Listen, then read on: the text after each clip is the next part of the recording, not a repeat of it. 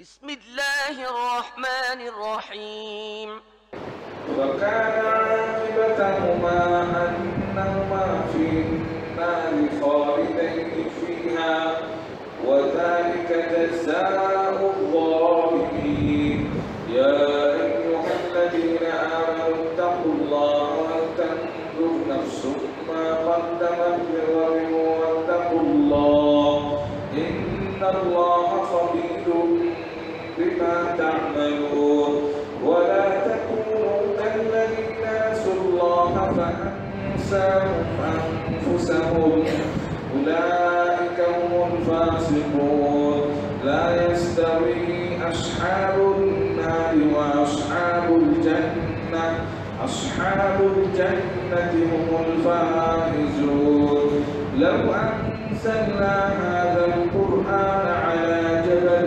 لرأيته خاشعا متصدعا من خشية الله وتلك الأمثال نضربها للناس لعلهم يتفكرون والله الذي لا إله إلا هو عالم الغيب والشهادة هو الرحمن الرحيم هو الله الذي لا إله إلا هو الملك القدوس السلام المؤمن المهيمن العزيز الجبار المتكبر سبحان الله عما يشركون والله الخالق البارئ المصور له الأسماء الحسنى يسبح له ما في السماوات والأرض وهو العزيز الحكيم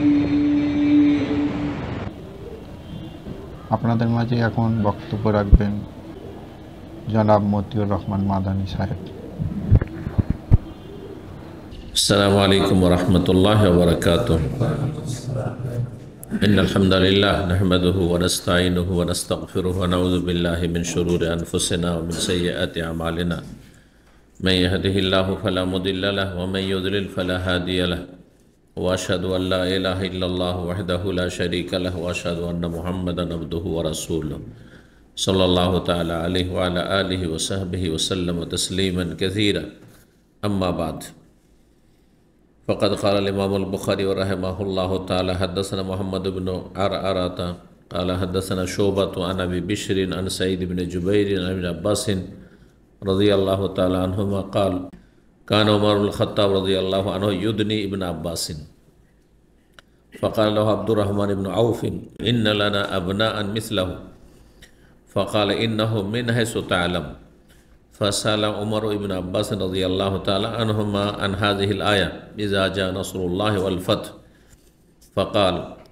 أجل رسول الله صلى الله عليه وسلم أعلمه إياه قال ما أعلم منها إلا ما تعلم সম্মানিত ভাতৃমণ্ডলী, আল্লাহ রাব্বুল আলামিনের প্রশংসা এবং প্রিয় নবী সাল্লাল্লাহু আলাইহি ওয়াসাল্লামের উপর সালাত ও সালামের পর আজ সোমবার 9 জামাদাল উলা 1446 হিজরি মোতাবেক 11 নভেম্বর 2024 আমাদের ধারাবাহিক আলোচনা সহিহুল বুখারীর মানাকিব অর্থাৎ ফজাইল রাসূলুল্লাহ সাল্লাল্লাহু আলাইহি ওয়াসাল্লাম সাহাবায়ে কেরামদের ফজিলত বিষয়বস্তু বিশেষভাবে চলছে নবী সাল্লাল্লাহু আলাইহি ওয়াসাল্লামের মুজিজা, যেগুলো নবুয়তের নিদর্শন বা দলিল প্রমাণ। আমাদের আজকে এই মানাকিবের পর্ব নম্বর হবে 14, হাদিস নম্বর 3627 থেকে আমরা শুরু করব। বলছেন ইমাম বুখারী রাহিমাহুল্লাহ তার সনদে সাহাবী আব্দুল্লাহ বিন আব্বাস রাদিয়াল্লাহু তাআলা আনহুমা থেকে বর্ণনা করে বলছেন কানা উমর ইবনে খাত্তাব রাদিয়াল্লাহু আনহু ইউদনি ইবনে আব্বাস।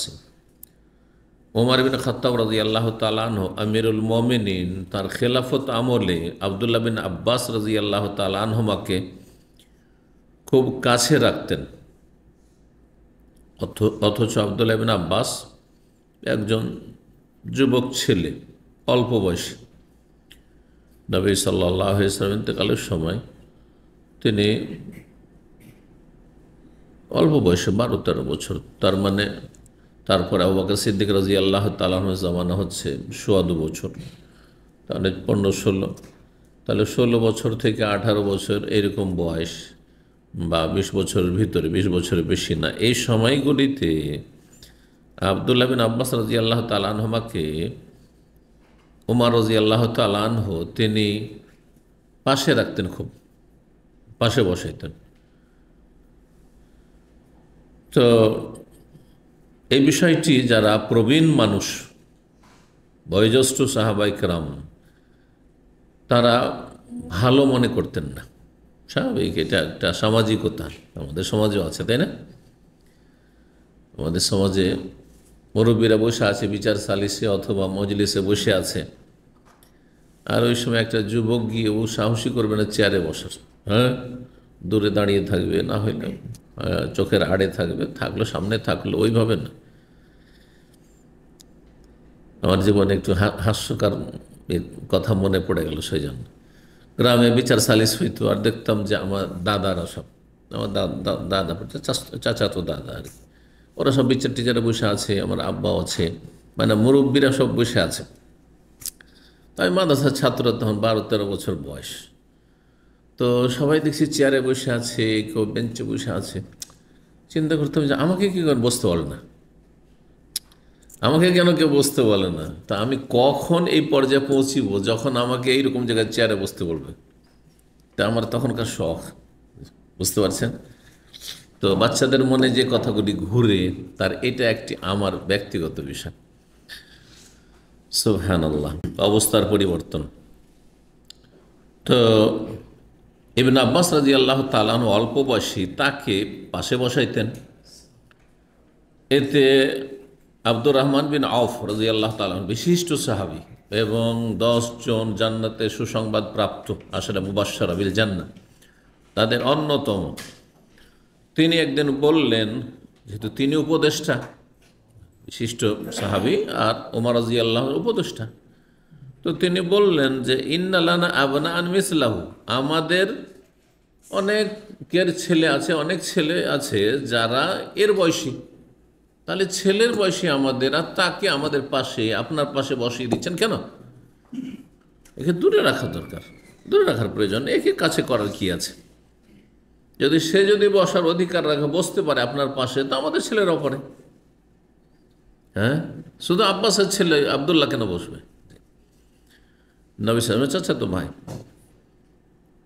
কিন্তু ওমর রাদিয়াল্লাহু তাআলা আনহু তাকে বসাতেন অন্য দৃষ্টিভঙ্গি থেকে, যা মানুষকে সম্মানিত করে, উন্নীত করে, ওপরে উঠায়। সেটা হচ্ছে জ্ঞান, এলমের দ্বারা। মানুষ পয়সার দ্বারা সম্মানিত হয় না, সম্মানিত হয় কিসের দ্বারা?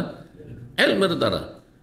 অল্প বয়সী, এলম আছে, হ্যাঁ, সে আপনাদের সামনে দিনের কথা বলছে, হ্যাঁ, 20 বছর 25 বছরের হয়তো, আর আপনাদের মধ্যে অনেকে হয়তো 60 বছর 70 বছর আছে। তিনি আলোচনার জায়গাতে বসার অধিকার রাখেন না, তাহলে এলেম দ্বারা মানুষ সম্মানিত হয়। আল্লাহ রাব্বুল আলামিন তালুতকে যখন রাজা বানাইলেন, তখন তার জাতির লোকেরা প্রশ্ন করেছিল, এটাই অভিযোগ করেছিল, আন্না লাহুল মুলকু আলাইনা, সে কেন রাজা হবে? ও নাহানু আহাক্কু বিল মুলক ওয়া লাম ইউতা সাআতাম মিনাল মাল, ওর কাছে পয়সাও নেই বেশি, যে ধনকুপ না, পয়সাওয়ালা নয়, হ্যাঁ, তাকে কেন, একটা যুবক, হ্যাঁ, বয়স্ক বেশি নয়, আর তাকে কেন আমাদের ওপর শাসক করে দিয়ে দেওয়া হলো, যখন তারা শাসক চেয়েছিল যে আমাদেরকে একজন শাসক দেওয়া হোক, রাজা বাদশাহ দেওয়া হোক। এই আসলানা মালিকা নুকাতিল ফি সাবিলিল্লাহ, আমাদেরকে একজন রাজা দেন, বাদশাহ দেন, যার নেতৃত্বে আমরা লড়াই করব। তাহলে লড়াইয়ের জন্য নেতৃত্বের প্রয়োজন রয়েছে, কোরআন স্পষ্ট করে। এই বিষয়গুলি যদি বুঝতো এই জামাত ইখওয়ানিরা, যারা ইসলামের নামে রাজনীতি করছে, তাহলে বিভ্রান্ত হইতো না আসলে। আর বুঝেও বুঝে না, এরা আসলে ক্ষমতার জন্য পাগল হয়ে আছে, পাগল হয়ে যাচ্ছে, যে কখন চলে যাব মনে হয়। কিন্তু অসৎ হওয়া সহজ নয়। অসৎ লোক সমাজে, হ্যাঁ, সমাজের সব স্তর অসৎ আর অসৎ, পাপি আর পাপি। পাপিরা পাপি খেয়েছে, ভালো মানুষও চাইবে? কখনো চাইবেন। তো আপনি অত সহজ মনে করিয়েন না, যত সহজ মনে করছেন একটু পরিবর্তন হওয়াতেও ও ইসলাম কায়েম হয়ে গেছে, এত সস্তা মনে করছেন। সমাজে অসৎ লোকের বাস, তাহলে এখানে ভালো মানুষ কী করে নেতৃত্ব পাবে? পাবে না কখন। অসৎ লোকেরা অসৎ লোককে নিয়ে আসবে। তো তখন আল্লাহ কি বলেছিলেন যে পয়সা নেই সেজন্য নেতৃত্ব, এটা তো তোমাদের মাপকাঠি, কিন্তু আল্লাহর মাপকাঠি হচ্ছে ওয়াজাদাহু বাসতাতান ফিল ইলমি ওয়াল জিসমি। আল্লাহ ওকে রাজা এই জন্য নিযুক্ত করেছে তোমাদের ওপর যে আল্লাহ তাকে কি করেছেন? হ্যাঁ, ইলম দিয়েছেন, ইলম তার বৃদ্ধি করেছেন, এবং ওয়াল জিসম এবং শারীরিক ক্ষমতা দিয়েছেন। নেতৃত্বের জন্য শারীরিক ক্ষমতা লাগে, মানসিক ক্ষমতা লাগে, শারীরিক ক্ষমতা লাগে, হিম্মত লাগে।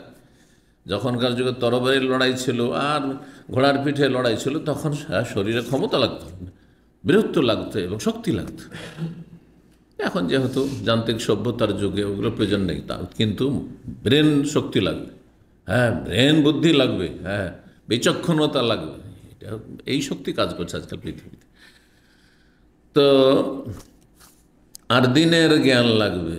যদি মুসলিমদের সৎ নেতৃত্ব হইতে হয়, তাহলে তার জন্য দিনের জ্ঞান প্রথম লাগবে। ওয়াজাদাহু বাসতাতান ফিল ইলমি ওয়াল জিসমি, আল্লাহ তাকে প্রাচুর্য দান করেছেন, বা তাকে আল্লাহ তা প্রশস্ত করেছেন। কিসের ক্ষেত্রে? ইলমের ক্ষেত্রে, জ্ঞানের ক্ষেত্রে, আল্লাহর দিনের জ্ঞান, এবং ওয়াল জিসম এবং শারীরিক ক্ষমতা। এই দুটো মাপকাঠি নেতৃত্ব পাওয়ার, যোগ্য নেতৃত্বের। জি। তো আব্দুর রহমান ভাবছেন যে বয়স কম, এই আবার কাছে আসবে কেন? খলিফাতুল মুসলিমিন, আমিরুল মোমিনের পাশে এসে বসবে, আমাদের পাশে এসে বসবে, আমরা তো আমাদের ছেলেদেরকে নিয়ে বসি না। ফাকালা, তখন উমর রাদিয়াল্লাহু বললেন, ইন্নাহু মিন হাইসু তা'লাম, দেখো আব্দুর রহমান, তুমি বিষয়টা জানো যে কেন ওকে আমি পাশে বসাচ্ছি, মানে তুমি এটা বুঝতে পারছো, উপলব্ধি করছো নিশ্চয়। ফাসাল ওমর ইবনে আব্বাস আন হাযিহিল আয়া, আব্দুল্লাহ ইবনে আব্বাস রাদিয়াল্লাহু তাআলা আনহুমা কি তার মর্যাদা সুস্পষ্ট করার জন্য, যাতে ফুটে ওঠে উপদেষ্টাদের সামনে, সভাসদদের সামনে, যারা আমিরুল মুমিনিনের সাথে পরামর্শদাতা হিসাবে ছিলেন, তাদের সামনে যাতে করে আমি কেন ওকে এই সম্মানটা দিচ্ছি বিষয়টা ফুটে ওঠে। একটি আয়াতের তাফসীর জিজ্ঞাসা করলেন, তাৎপর্য জিজ্ঞেস করলেন। আয়াতটি সবার মুখস্থ আছে আপনাদের। ইযা জা নাসরুল্লাহ ওয়াল ফাতহ, সূরা নাসর, যখন আল্লাহর সাহায্য এবং বিজয় চলে আসবে, সমাগত হবে, নেমে আসবে। ওরা আইতান্নাস ইয়াদখুলুনা ফি দীনিল আফওয়াজা, আর মানুষকে দেখবে, মানব জাতিকে দলে দলে ইসলামে দীক্ষিত হচ্ছে, ইসলাম গ্রহণ করছে। ওই একজন দুইজন করে নয়, ভয়ে ভয়ে নয়, ইসলাম গ্রহণ করতে চায় না এমন নয়, দলে দলে আসছে, ঝাঁকে ঝাঁকার ইসলাম গ্রহণ করছে। এইরকম যখন অবস্থাটা দেখবে, যেটা এখন হয়ে উঠেনি এই আয়াত নাযিল হওয়ার সময়, তখন ফাসাব্বিহ বিহামদি রাব্বিক, তোমার রবের প্রশংসার সাথে সাথে তসবিহ করো, সুবহানাল্লাহি ওয়া বিহামদিহি, সুবহানাল্লাহ, আলহামদুলিল্লাহ, বেশি বেশি করো, আখিরাতের সম্বল সঞ্চয় করো। ওয়াস্তাগফির, আল্লাহর কাছে ক্ষমাও চাও, ইস্তিগফার করো, যেটা আখিরাতের সম্বল। ইন্নাহু কানা তাওয়াবা, আল্লাহ তওবা গ্রহণকারী, তওবাকারীর তওবার মূল্যায়নকারী। বান্দা যখন তওবা করে সে তাওয়াব মানে হচ্ছে তওবাকারী, আর আল্লাহর নাম হচ্ছে তাওয়াব মানে তওবার মূল্যায়নকারী। আমরা ভুল স্বীকার করলে অনেক আমাদের মালিকরা রয়েছে, বসরা রয়েছে, ফোরম্যান, সুপারভাইজার, অনেকের আপনাদের রয়েছে, মূল্যায়ন করে না যে আপনি যে নমনীয়, আপনি যে ভুলটা স্বীকার করে নিলেন, তারপরেও আপনার যথাযোগ্য মর্যাদা দেয় না। কিন্তু আল্লাহর কাছে তার মূল্য আছে। একজন নিজের ভুলের অনুভূতি আছে যে আল্লাহ আমি পাপি, তাপি, সবসময় ভুল হচ্ছে, তওবা ইস্তিগফার আল্লাহর কাছে করতে আছে, আরেকজন করেন না। আল্লাহ অবশ্যই মূল্যায়ন করেন যে লোক আল্লাহর কাছে ভুল স্বীকার করে। ইন্নাহু কানা তাওয়াবা। যাই হোক, সূরা তাফসীরি করে দিলাম, কিন্তু আসল তাৎপর্য কি? অন্যান্য সাহাবীরা যারা ছিলেন বিশিষ্ট সাহাবী, প্রবীণ সাহাবী, তারা সবাই বললেন যে এতে সুসংবাদ দেওয়া হয়েছে যে একসময় আল্লাহর সাহায্য নেমে আসবে, আল্লাহর বিজয় নেমে আসবে, আমরা বিজিত হব, জয়ী হব, আর কাফেররা পরাজিত হবে, দুশ্মনরা দুর্বল হবে, নির্মূল হবে, এইসব কথা বললেন। আসলে এর অতিরিক্ত কিছু রহস্য আছে এই সূরায়। সেটি হচ্ছে রাসূলুল্লাহ সাল্লাল্লাহু আলাইহি ওয়াসাল্লামের সময় ঘনিয়ে এসছে, দুনিয়ার বেশি দিন থাকবেন না। এবার বোঝা গেছে। ইবনে আব্বাস রাদিয়াল্লাহু তাআলা আনহুকে যখন জিজ্ঞাসা করল, ওমর তুমি বলো তো এই আয়াতের তাফসীর, তখন তিনি বললেন আজাল রাসূলুল্লাহ সাল্লাল্লাহু আলাইহি ওয়াসাল্লাম আলাম ইয়া রাসূলুল্লাহ সাল্লাল্লাহু আলাইহি ওয়াসাল্লামের মৃত্যুর সময় সম্পর্কে তাকে এই সূরায় জানিয়ে দেওয়া হয়েছে। কোথায় মৃত্যুর কথা আছে? আছে আল্লাহর সাহায্যের কথা আছে, বিজয়ের কথা আছে, আর তারপরে দলে দলে লোকেরা ইসলামে প্রবেশ করবে এইসব কথা আছে। তখন তুমি তসবিহ করো, আল্লাহ প্রশংসা করো, গণগান করো, তওবা ইস্তিগফার করো, তাই না? কিন্তু রাসূলুল্লাহ সাল্লাল্লাহু আলাইহি ওয়াসাল্লামের ইন্তেকালের সময় কাছে এসছে এই সূরা নাযিল হওয়ার সময় আল্লাহ জানিয়ে দিচ্ছেন ইশারা ইঙ্গিত নবী সাল্লাল্লাহু আলাইহি ওয়াসাল্লামকে। কীভাবে বুঝলেন আপনারা বলেন তো দেখি? কীভাবে ইবনে আব্বাস, এটা ছোট ছেলে, 16 বছর 18 বছরের ছেলে, কীভাবে এই তাৎপর্য বুঝে গেলেন? হ্যাঁ, কিসের? না, মক্কা বিজয় মাধ্যমে ঠিক আছে, কিন্তু কিভাবে বুঝে নিলেন? হ্যাঁ, নবী সাল্লাল্লাহু আলাইহি সাল্লামকে যেই কাজের জন্য পাঠানো হয়েছে সেটা হচ্ছে যে ইসলাম দিন হক, সত্য দিন, এবং মুসলিম সত্য দিনের অনুসারী, এরা আল্লাহর কাছে সাহায্য প্রাপ্ত হবে, সাহায্য পাবে, এবং এরা বিজয়ী হবে। আর এটি হচ্ছে তোমাকে দুনিয়াতে রসুল করে পাঠাবার উদ্দেশ্য। হুয়াল্লাযী আরসালা রাসূলা বিল হুদা ওয়া দীনিল হক লিইয়ুযহিরাহু আলা দীনি কুল্লি, হ্যাঁ, বিজয়ী করার জন্য। সুতরাং নবী সাল্লাল্লাহু আলাইহি ওয়াসাল্লামকে যে জন্য পাঠানো হয়েছিল দুনিয়াতে রসুল করে, সেটা কাজ হয়ে গেছে। কাজ যখন শেষ হয়ে গেছে তাহলে তার বসে থাকার প্রয়োজন নেই। আপনি তো মুসাফির খানায় আছেন দুনিয়াতে। দুনিয়া তো আজকাল না আমরা কামড়ায় ধরে নিচ্ছি, মনে করছি দুনিয়া আমাদের আসল টার্গেট। না, মোটেই না। দুনিয়া আপনি যে কাজে এসছেন কাজ শেষ। আল্লাহ বলছেন নবী সাল্লাল্লাহু আলাইহি ওয়াসাল্লামকে, এখন আখেরাতে চিন্তা করুন, সুতরাং ফাসাব্বে, তসবিহ করুন, আখেরাতে কাজ আসবে।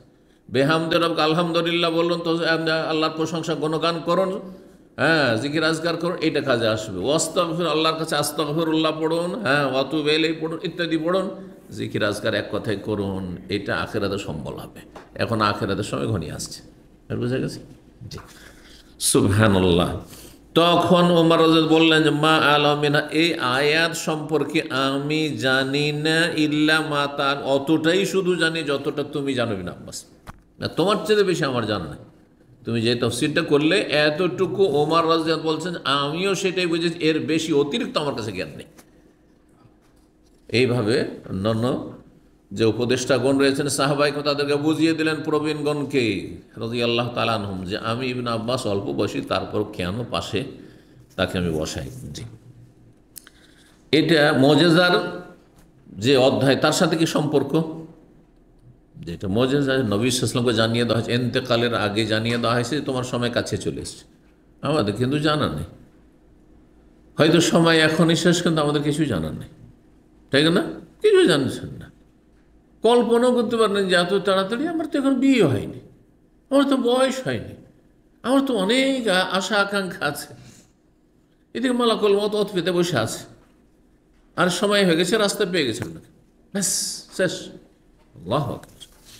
3628 নম্বর হাদিস, ইবনে আব্বাস রাদিয়াল্লাহু তাআলা আনহু বর্ণনা করেছেন, খারাজা রাসূলুল্লাহ ফি মারাদিহিল্লাযী মাতা ফিহি বিমিলহাফাতিন। রাসূলুল্লাহ সাল্লাল্লাহু আলাইহি ওয়াসাল্লাম সেই অসুস্থ অবস্থায় তিনি বাসা থেকে বেরোলেন, যাতে তিনি ইন্তেকাল করেছিলেন, মানে শেষ অসুস্থতায়। ফি মিলহাফাতিন, একটি চাদর জড়িয়ে শরীরে, মানুষের জ্বর ঠান্ডা থাকে তখন চাদর পরে থাকে, চাদর পরেছিলেন। ওয়াকাদ আসসাবাবে এসাবাতিন দাসমা, আর তার মাথায় একটি কালো পট্টি বেঁধেছিলেন। এসাবাতুন পট্টিকে বলা হয়, আর দসমা হচ্ছে সৌদা, কালো কালো পট্টি।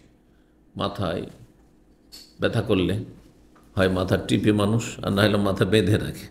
তো নবী সাল্লাল্লাহু আলাইহি ওয়াসাল্লামের মাথা বাঁধা ছিল এই কালো পট্টি দ্বারা। হাত্তা জালাস আলাল মেম্বার, মেম্বারে এসে বসলেন। ফাহামেদ আল্লাহ তাআলা, মহান আল্লাহর প্রশংসা করলেন।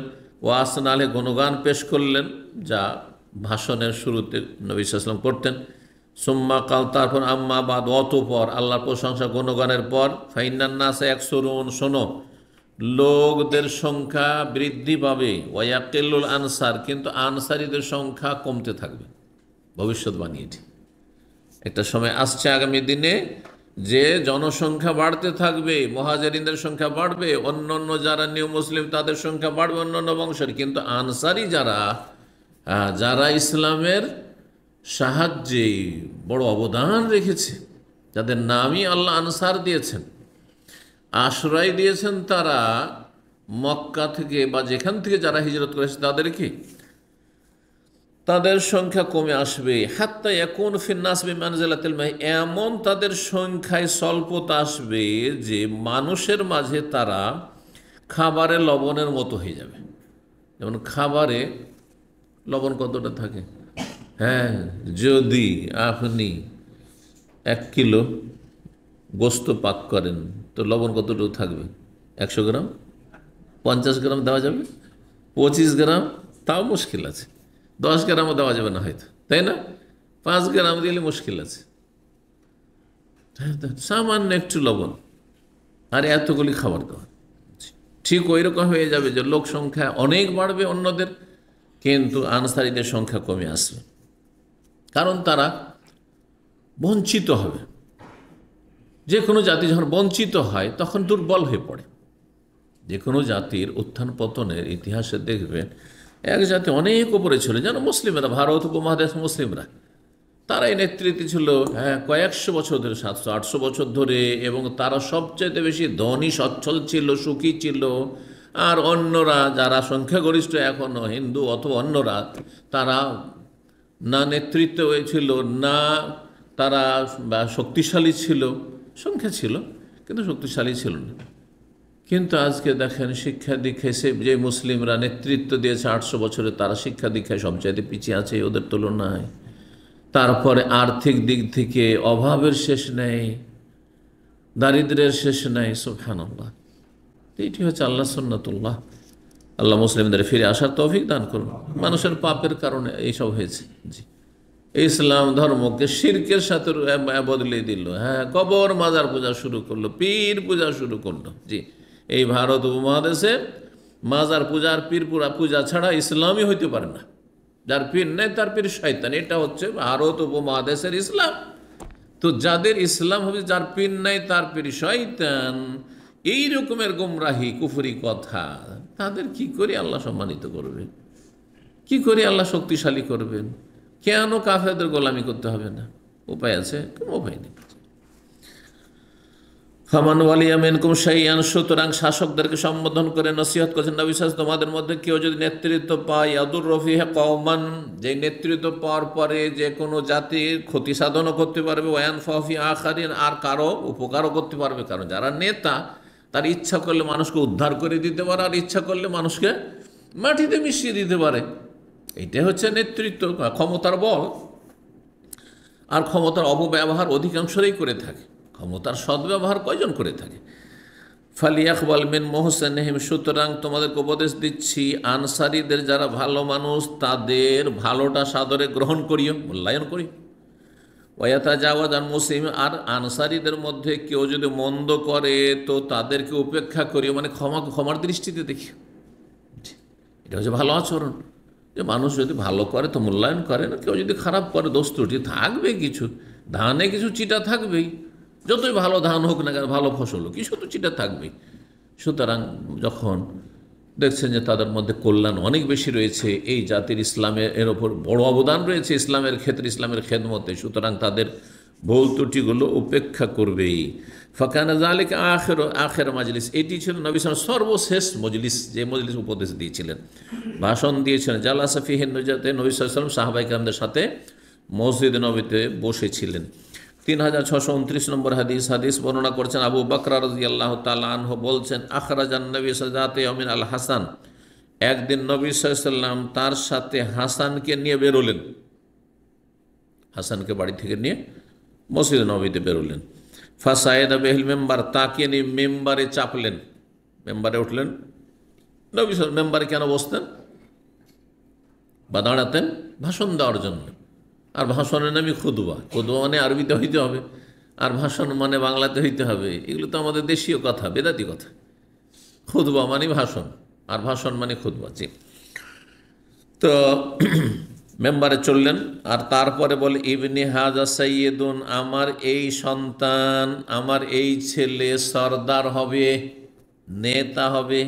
ওয়ালা আল্লাহ আইয়ুসলিহা বিহি বাইনা ফিয়াতাইনি মিনাল মুসলিমিন, আর কোনো বিচিত্র নয়। লা আল্লাহ মানে হতে পারে, হতে পারেটা দুই রকম। একটা হচ্ছে অনিশ্চিত, যেটা সাধারণত হয়, হতে পারে। আর নবী সাল্লাল্লাহু আলাইহি ওয়াসাল্লাম যখন বলছেন ওহী মারফত, তখন সেটা নিশ্চিত। বুঝা গেছে না? এই জন্য আল্লাহর ক্ষেত্রে বা রাসূল সাল্লাল্লাহু আলাইহি ওয়াসাল্লাম দিনের কথা যদি বলে আল্লাহ বলে, তাহলে জানতে হবে সেটা সুনিশ্চিত, যদিও ভাষাটি হচ্ছে সন্দেহ মূলক আর কি। তো লা আল্লাহ, আর খুব সম্ভবত আইয়ুসলিহা বিহি, তার মাধ্যমে আল্লাহ মীমাংসা করে দেবেন বাইনা ফিয়াতাইন মিনাল মুসলিমিন, মুসলিমদের দুটো বিবাদমান দলের মাঝে। ফিয়াতাইন মানে দুটো দলের মাঝে, মীমাংসা তার মানে দুটো দল বিবাদমান, দুই দল মতবিরোধে লিপ্ত হয়েছে, দ্বন্দ্বে লিপ্ত হয়েছে, ঝগড়া লেগেছে, আর তারপরে ভুল বুঝছে, একদল আরেক দলকে ভুল বুঝছে, প্রত্যেকেই নিজেকে হক মনে করছে দুই দলের। এই দুই দলের মাঝে এই হাসান রাদিয়াল্লাহু তাআলা আমার সন্তান, তার মাধ্যমে আল্লাহ কী করে দেবেন? মীমাংসার ব্যবস্থা করে দেবেন, সমস্যার নিষ্পত্তির ব্যবস্থা করে দেবেন। সুবহানাল্লাহ, ভবিষ্যৎবাণী কত আগে করেছেন নবী সাল্লাল্লাহু আলাইহি সাল্লাম। আর সেটা হচ্ছে আমুল জামা। আমুল জামা কোন বছরকে বলা হয়? নবী করিম সাল্লাল্লাহু আলাইহি সাল্লামের পরে খেলাফতের রাশেদা কত বছর থেকেছে? 30 বছর। তাহলে 40 হিজরি, 41 নবী সাল্লামের ইন্তেকাল হয়েছে রবিউল আউয়াল মাসে, ঠিক না? 11 হিজরি। তো 11 হিজরি থেকে শুরু করে 30 বছর, কত? 41 হিজরিতে। 41 হিজরিতে ঘটনা এই যে আলী রাদিয়াল্লাহু তাআলা যখন শহীদ হয়ে গেলেন খারিজি জঙ্গির হাতে, ইবনে মুলজাম খারিজি আলাইহি মিনাল্লাহি মা ইস্তাহিব, তারপর মুআবিয়া রাদিয়াল্লাহু তাআলা দেখলেন যে আমি বয়োজ্যেষ্ঠ, আমি সিনিয়র আর দীর্ঘদিনের সে নেতা। আর তারপরে আলী রাদিয়াল্লাহু তাআলার সাথে যে দ্বন্দ্ব ছিল, মতবিরোধ, উসমান রাদিয়াল্লাহু তাআলার রক্তের কেসাসের বিষয়টি নিয়ে, তাতে মানুষের মাঝে যখন দ্বন্দ্ব দীর্ঘদিন ধরে চলতে থাকে, তখন একটা দূরত্ব তৈরি হয়ে যায়, স্বাভাবিক। দ্বন্দ্ব প্রথমখানে যদি দ্বন্দ্ব মিটিয়ে নিয়ে মিলে যাওয়ার চেষ্টা না করেন, তো আজীবন মিলতে পারবেন না। এটা মানুষের স্বভাব। দু ভাইয়ে দ্বন্দ্ব হয়েছে সাথে সাথে, বা ভাই বোনে দ্বন্দ্ব হয়েছে সাথে সাথে, আপনি মীমাংসা করে নিন, আর এমনি ছাড় দিয়ে দিলেন, মেনে নিলেন, আর তারপরে আপনি মানিয়ে দিলেন। যদি দুই দিক থেকে মেলে যান তাহলে তো ভালো কথা, কিন্তু দ্বন্দ্ব যদি 2-4 বছর ধরে কন্টিনিউ থাকে, তাহলে আর মিলানো সম্ভব হয় না। আজকে বাংলাদেশে কোরআন সুন্নাহর অনুসারীরা, আহলে হাদিসদের অবস্থাটা ঠিক ওই রকম। যদি প্রথমখানে সেটা মেলানো যেত, সেটা অনেক সহজ ছিল।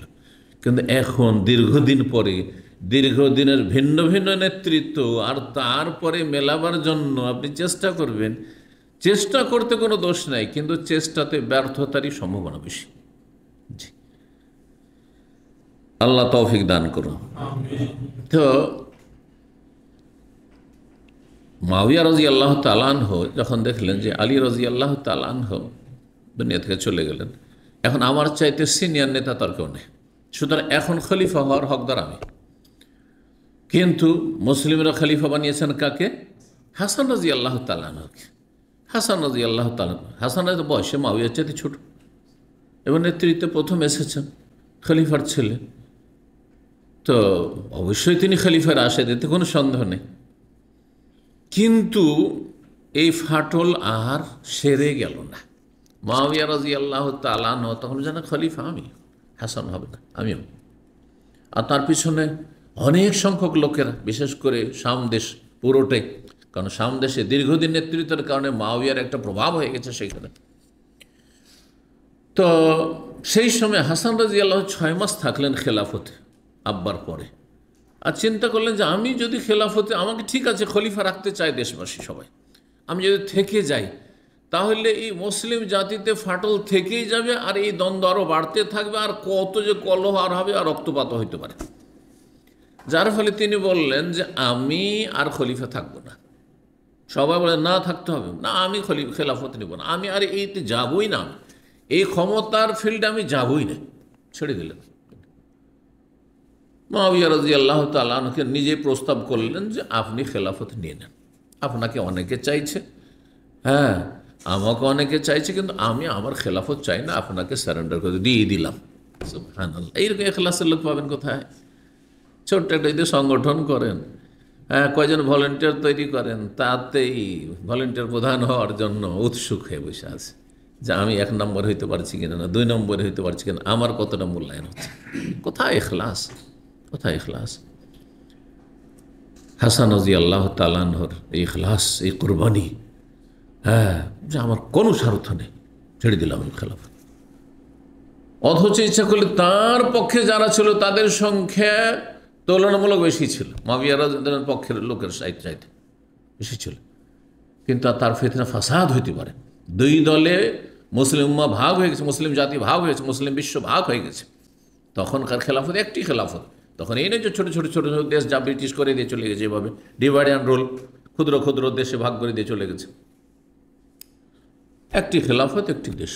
জি, তো সুবহানাল্লাহ, নবী সাল্লাল্লাহু আলাইহি ওয়াসাল্লাম ভবিষ্যদ্বাণী করেছেন তার জীবদ্দশায়, শেষ জীবনও যদি করে থাকেন, ঠিক না, শেষ জীবনও যদি করে থাকেন, তারপর কতদিন পরে তার বাস্তবায়ন হচ্ছে?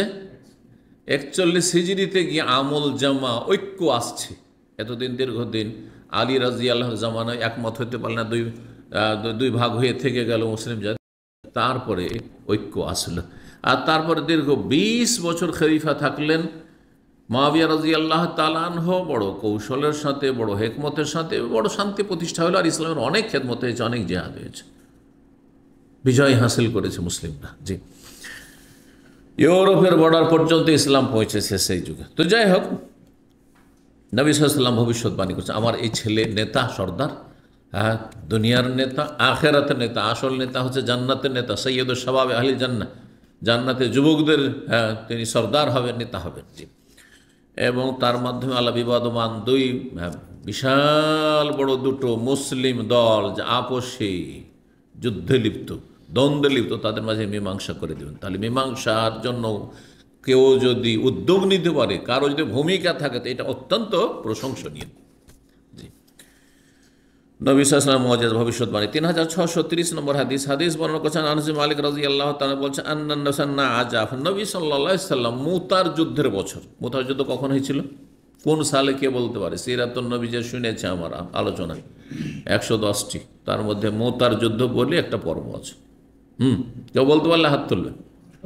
হ্যাঁ, 8ম হিজরিতে। জি, তো মুতার যুদ্ধে নবী সাল্লাল্লাহু আলাইহি ওয়াসাল্লাম সাহাবায়ে কেরামদেরকে নেতৃত্ব দিয়ে পাঠিয়েছিলেন, আর ব্যতিক্রম নেতৃত্বের পদ্ধতিটা ছিল, নিজে যাননি নবী সাল্লাল্লাহু আলাইহি ওয়াসাল্লাম। এই জন্য মুতার যুদ্ধকে সারিয়াও বলা হয়, আর গাজওয়া বলা হয়, কারণ সংখ্যা বেশি ছিল সেজন্য গাজওয়া বলা হয়। এই মুতার যুদ্ধ হয়েছিল বর্তমান যে জর্ডন এলাকায় খ্রিস্টানদের বিরুদ্ধে। এক তো এই যুদ্ধ ছিল কাদের বিরুদ্ধে? খ্রিস্টানদের বিরুদ্ধে। অন্যান্য যুদ্ধগুলো ছিল মুশরিক পত্তলিকদের বিরুদ্ধে আর আরব দেশে, কিন্তু এটি ছিল খ্রিস্টানদের বিরুদ্ধে। 2 নম্বর, নবী সাল্লাল্লাহু আলাইহি ওয়াসাল্লাম নিজে যাননি, আর একজনকে কমান্ডার করে শুধু নিযুক্ত করেননি, বরং সিরিয়াল তৈরি করেছিলেন যে প্রথম, হ্যাঁ কমান্ডার, প্রধান সেনাপ্রধান হবে জাফর, আর জাফর যদি শহীদ হয়ে যান, মারা যান, তাহলে হবে যায়েদ, হ্যাঁ, আর যায়েদ যদি মারা যায় তাহলে আব্দুল্লাহ বিন রাওয়াহা। 3 জনের নাম নির্দিষ্ট করে দিয়েছিলেন, 3 জনই পরপর শহীদ হয়ে গেলেন। এটা একটা রহস্য যে নবী সাল্লাল্লাহু আলাইহি ওয়াসাল্লাম একের পর এক নেতৃত্বের নাম নির্দিষ্ট করে দিয়ে, তার মানে এরা আর ফিরে আসবে না। যদি জাফর মারা যায় তাহলে যায়েদ বিন হারেসা যদি মারা যায়, ওই যে পালক পুত্র নবী সাল্লাল্লাহু আলাইহি ওয়াসাল্লামের, তাহলে কি হবে? হ্যাঁ, আব্দুল্লাহ বিন রাওয়াহা, যিনি ইসলামের কবি ছিলেন, হ্যাঁ প্রখ্যাত, তিনিও শহীদ হয়ে গেলেন। 3 জনের নাম বলেছেন নবী সাল্লাল্লাহু আলাইহি ওয়াসাল্লাম, আর কারো নাম বলেননি। তখন খালিদ বিন ওয়ালিদ রাদিয়াল্লাহু তাআলা আনহু পতাকা নিজের হাতে নিয়ে আল্লাহ রাব্বুল আলামিন তার হাতে বিজয় দান করেছিলেন। তো নবী করিম সাল্লাল্লাহু আলাইহি ওয়াসাল্লাম মসজিদ নবীতে বসে আছেন, আর সাহাবায়ে কেরামগণ চারপাশে বসে আছেন, আর মুতার যুদ্ধ সেখানে চলছে। সব কিছুতে তাকে জানানো হচ্ছে, আল্লাহ জানিয়ে দিচ্ছেন, আর তিনি সব খবর দিচ্ছেন। যেমন টিভির পর্দাতে দেখে সব জানছেন যে এই ঘটছে, এই ঘটছে, এখন এই হচ্ছে, সুবহানাল্লাহ। ঠিক ওই রকম নবী সাল্লাল্লাহু আলাইহি ওয়াসাল্লাম বললেন সেদিন না জাফরের মৃত্যুর খবর দিলেন। মৃত্যুর সংবাদকে নাই বলা হয় আরবিতে, বা না আয়ান আ। ও জায়েদ বিন হারেসাও মারা গেলেন, মানে শহীদ হলেন। কাবলা ইয়াজিয়া খবর, তাদের খবর আসার আগে একজন যে সেখান থেকে সংবাদ বহন করে মদিনা আসবে, খবর দেবে, যারা মদিনা থেকে ফিরে আসছে ওরা একজনকে আগে পাঠিয়েছে, তাড়াতাড়ি গিয়ে খবর দেয় যে নবী সাল্লাল্লাহু আলাইহি ওয়াসাল্লামের সাহাবী এই যারা ছিলেন সেনাপ্রধান তারা শহীদ হয়েছেন। খবর আসার আগে নবী সাল্লাল্লাহু আলাইহি সাথে সাথে খবর দিয়ে দিয়েছে, সাথে সাথে। যেই সময় খবর দিচ্ছেন, হাদিসটা সংক্ষেপ করে, তারপর আব্দুল্লাহ বিন রাওয়াহা তিনিও শহীদ হয়ে গেলেন। তারপর নবী সাল্লাল্লাহু আলাইহি ওয়াসাল্লাম বললেন যে এখন খালিদ বিন ওয়ালিদ পতাকা হাতে নিলেন, আর তার হাতে আল্লাহ এখন বিজয় দান করলেন। কাফির খ্রিস্টানরা পিছনে সরতে বাধ্য হয়েছে, আল্লাহ বিজয় দিয়েছেন। ওই সময় নবী সাল্লাল্লাহু আলাইহি ওয়াসাল্লাম তাদের মৃত্যুর সংবাদ শোনাচ্ছেন। ওয়া আইনাহু তাজরিফান, সেই সময় নবী সাল্লাল্লাহু আলাইহি ওয়াসাল্লাম দুই চক্ষু দিয়ে অশ্রু ঝরছিল, অশ্রু প্রবাহিত ছিল। 3631 নম্বর হাদিস বর্ণনা করছে জাবের রাদিয়াল্লাহু তাআলা আনহু, নবী সাল্লাল্লাহু আলাইহি ওয়াসাল্লাম বলেন, একবার বললেন, হাল্লাকুম মিন আনমা, তোমাদের কি গালিচা কার্পেট আছে? গালিচা কার্পেট আজকালকার যে কার্পেট, সেই যুগে 1400 বছর আগে কার্পেট মানে কি, মানে ভিআইপি ব্যাপার স্যাপার। তো তোমাদের কি হাল্লাকুম মিন আনমা, তোমাদের কি গালিচা কার্পেট রয়েছে? কুলতু, তখন জাবের বলছে, আমি বললাম, ও আন্না ইয়াকুনুল আনমাত, আমাদের আবার গালিচা কার্পেট কোথা থেকে হবে? আমাদের পেটে খাবার জুটে না, অভাবের শেষ নেই, আর এই অবস্থায় গালিচা কার্পেট কোথা থেকে পাবো? কালা, তখন বলে, আমা শুনে রাখো, ওয়া ইন্নাহা সাতাকুনু লাকুমুল আনমাত, শীঘ্রই তোমাদের নসিবে আসবে গালিচা কার্পেট। শীঘ্রই তোমাদের জন্য বাড়িতে বাড়িতে কি হবে? গালিচা কার্পেটের ব্যবস্থা হবে। মানে এত সচ্ছলতা আসবে, মানুষের কাছে টাকা পয়সা হবে যে নিজের বাড়িতে গালিচা কার্পেট বিছাবে। তো তোমাদের মধ্যে অনেকেই যারা কিছুদিন আর দুনিয়াতে থাকবে। আর সত্যি সচ্ছলতা আসলো ওমর রাদিয়াল্লাহু তাআলা আমলে, তারপর সচ্ছলতা উসমান রাদিয়াল্লাহু জামানে যথেষ্ট চলে আসলো, তারপরে আরও বেশি সচ্ছলতা বাড়লো। দীর্ঘ 20 বছর মুআবিয়া রাদিয়াল্লাহু জামানে মুসলিমরা আরও সচ্ছল হয়ে গেলেন। যে যখনই দেশে স্থিতিশীলতা থাকবে তখন দেশ সুখী হবে, দেশের লোকেরাও সুখী হবে, এটা স্বাভাবিক বিষয়, তাই না? কিন্তু দেশে যদি অশান্তি থাকে কখনো সেখানে সুখ শান্তি হবে না। আর্থিক দিক থেকেও নয়, আর সামাজিক দিক থেকেও নয়, আর কোনো দিক থেকে, নিরাপত্তার দিক থেকেও নয়। আল্লাহ হেফাজত করুন। তো নবী সাহেব ভবিষ্যৎবাণী করলেন যে তোমাদের শীঘ্রই কি হবে? গালিচা কার্পেট হবে। ফানা আকুলু লাহা ইয়ানি ইমরাতাহু আখিরি আন্না আনমাতকে, নবী সাহেব যেহেতু বলেছেন যে তো একটা সময় আসবে তোমাদের বাড়িতে বাড়িতে গালিচা কার্পেট হবে। জাবের রাদিয়াল্লাহু যুবক সাহাবী ছিলেন, নবী সাহেব জীবদ্দশায় জাবের ঘটনা শুনেছি। তার আব্বা যখন ওহুদে যুদ্ধে শহীদ হয় তখন তার বয়স 14-15 বছর, আর 9 বোনের দেখাশোনার জন্য রাতের উপদেশ দিয়ে গেলেন। এই জাবের দীর্ঘদিন তারপরে ছিলেন দুনিয়াতে, তার বাড়িতে গালিচা কার্পেট, তার স্ত্রী নিয়ে এসে বাবার বাড়ি থেকে হয়তো ব্যবস্থা হয়েছে, পয়সা হয়েছে। তখন বলছে ফানা আকুল লাহা, আমি আমার স্ত্রীকে বললাম, ইয়ান ইমরাত, অর্থাৎ লাহা মানে ইমরাত, স্ত্রীকে বললাম, আখেরি আন্না আনমা থেকে তোমার গালিচা কার্পেটটি আমার সামনে থেকে সরিয়ে দাও। গালিচা কার্পেট আমি ব্যবহার করব না, আমি চাই না ব্যবহার করতে, কারণ এতে বিলাসিতা চলে আসবে। হ্যাঁ, আমি চাই না ও বিলাসিতার জীবন। সরব ফাতাকুল, তখন তার স্ত্রী তিনি বলছেন, আলাম ইয়াকুলিন নবী সাল্লাল্লাহু আলাইহি ওয়াসাল্লাম, নবী সাল্লাল্লাহু আলাইহি ওয়াসাল্লাম কি বলেননি, ইন্নাহা সাতাকুনু লাকুমুল আনমা, তোমাদের ঘরে ঘরে গালিচা কার্পেট হবে? এটা তো বলেছেন নবী সাল্লাল্লাহু আলাইহি ওয়াসাল্লাম, নাজায়েজ তো বলেননি, ভবিষ্যৎবাণী করেছেন তোমরা একসময় সচ্ছল হবে, তোমাদের বাড়িতে গালিচা কার্পেট হবে।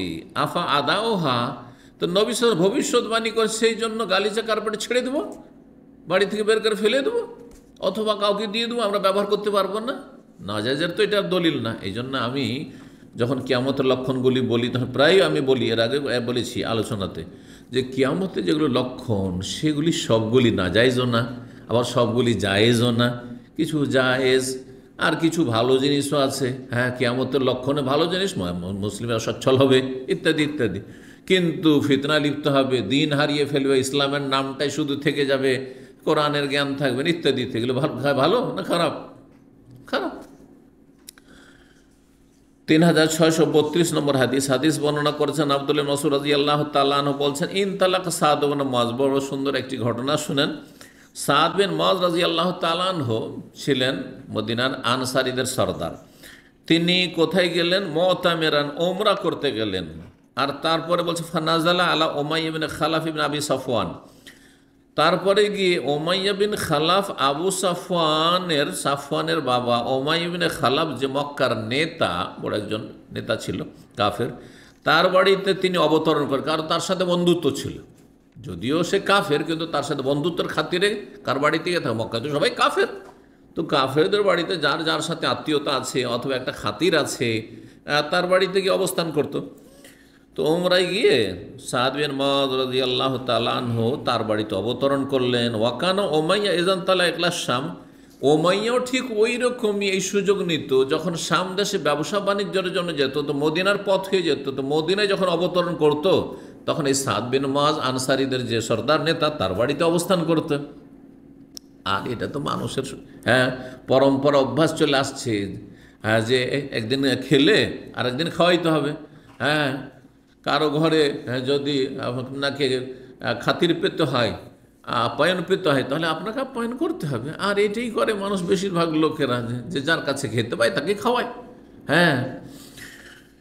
তো তাই করতো। বলছে যখন শাম দেশে যেত, ফামাররা বিল মাদিনা, মদিনাহে যখন অতিক্রম করতো, নাজাল আলা সাদ, তখন সাদ বিন মুআযের বাড়িতে সে অবতরণ করতো, উমাইয়া বিন খালাফ।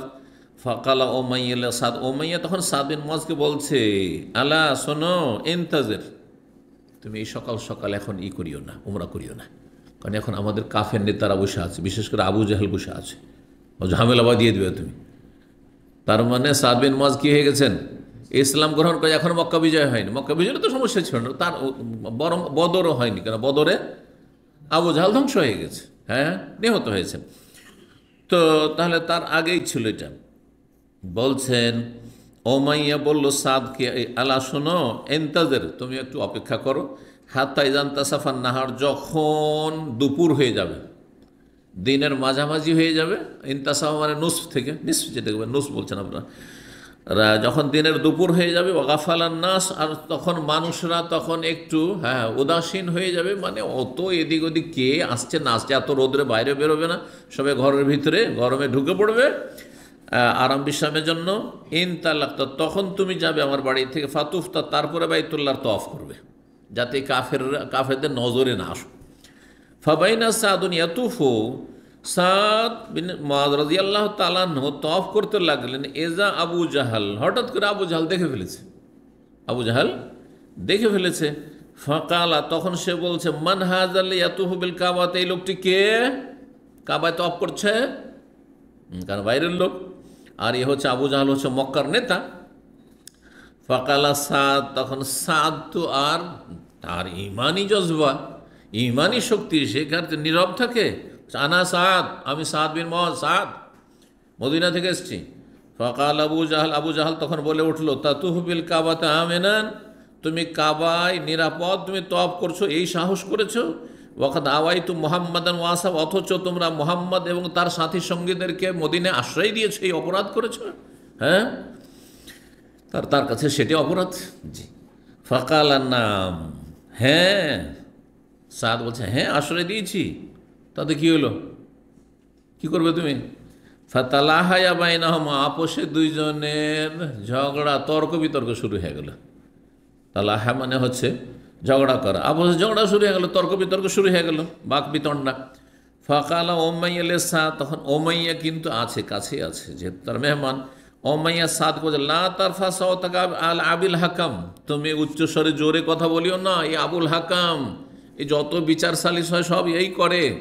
ওই জন্য কুনিয়াত কি ছিল আবু জাহালের একটি কুনিয়ত হচ্ছে অজ্ঞতার বাবা, আবু জাহাল। এটা মুসলিমদের পক্ষ থেকে আবু জাহাল এই কুনিয়ত পেয়েছে। আর মক্কার কাফেররা তাকে কি দিয়েছিল?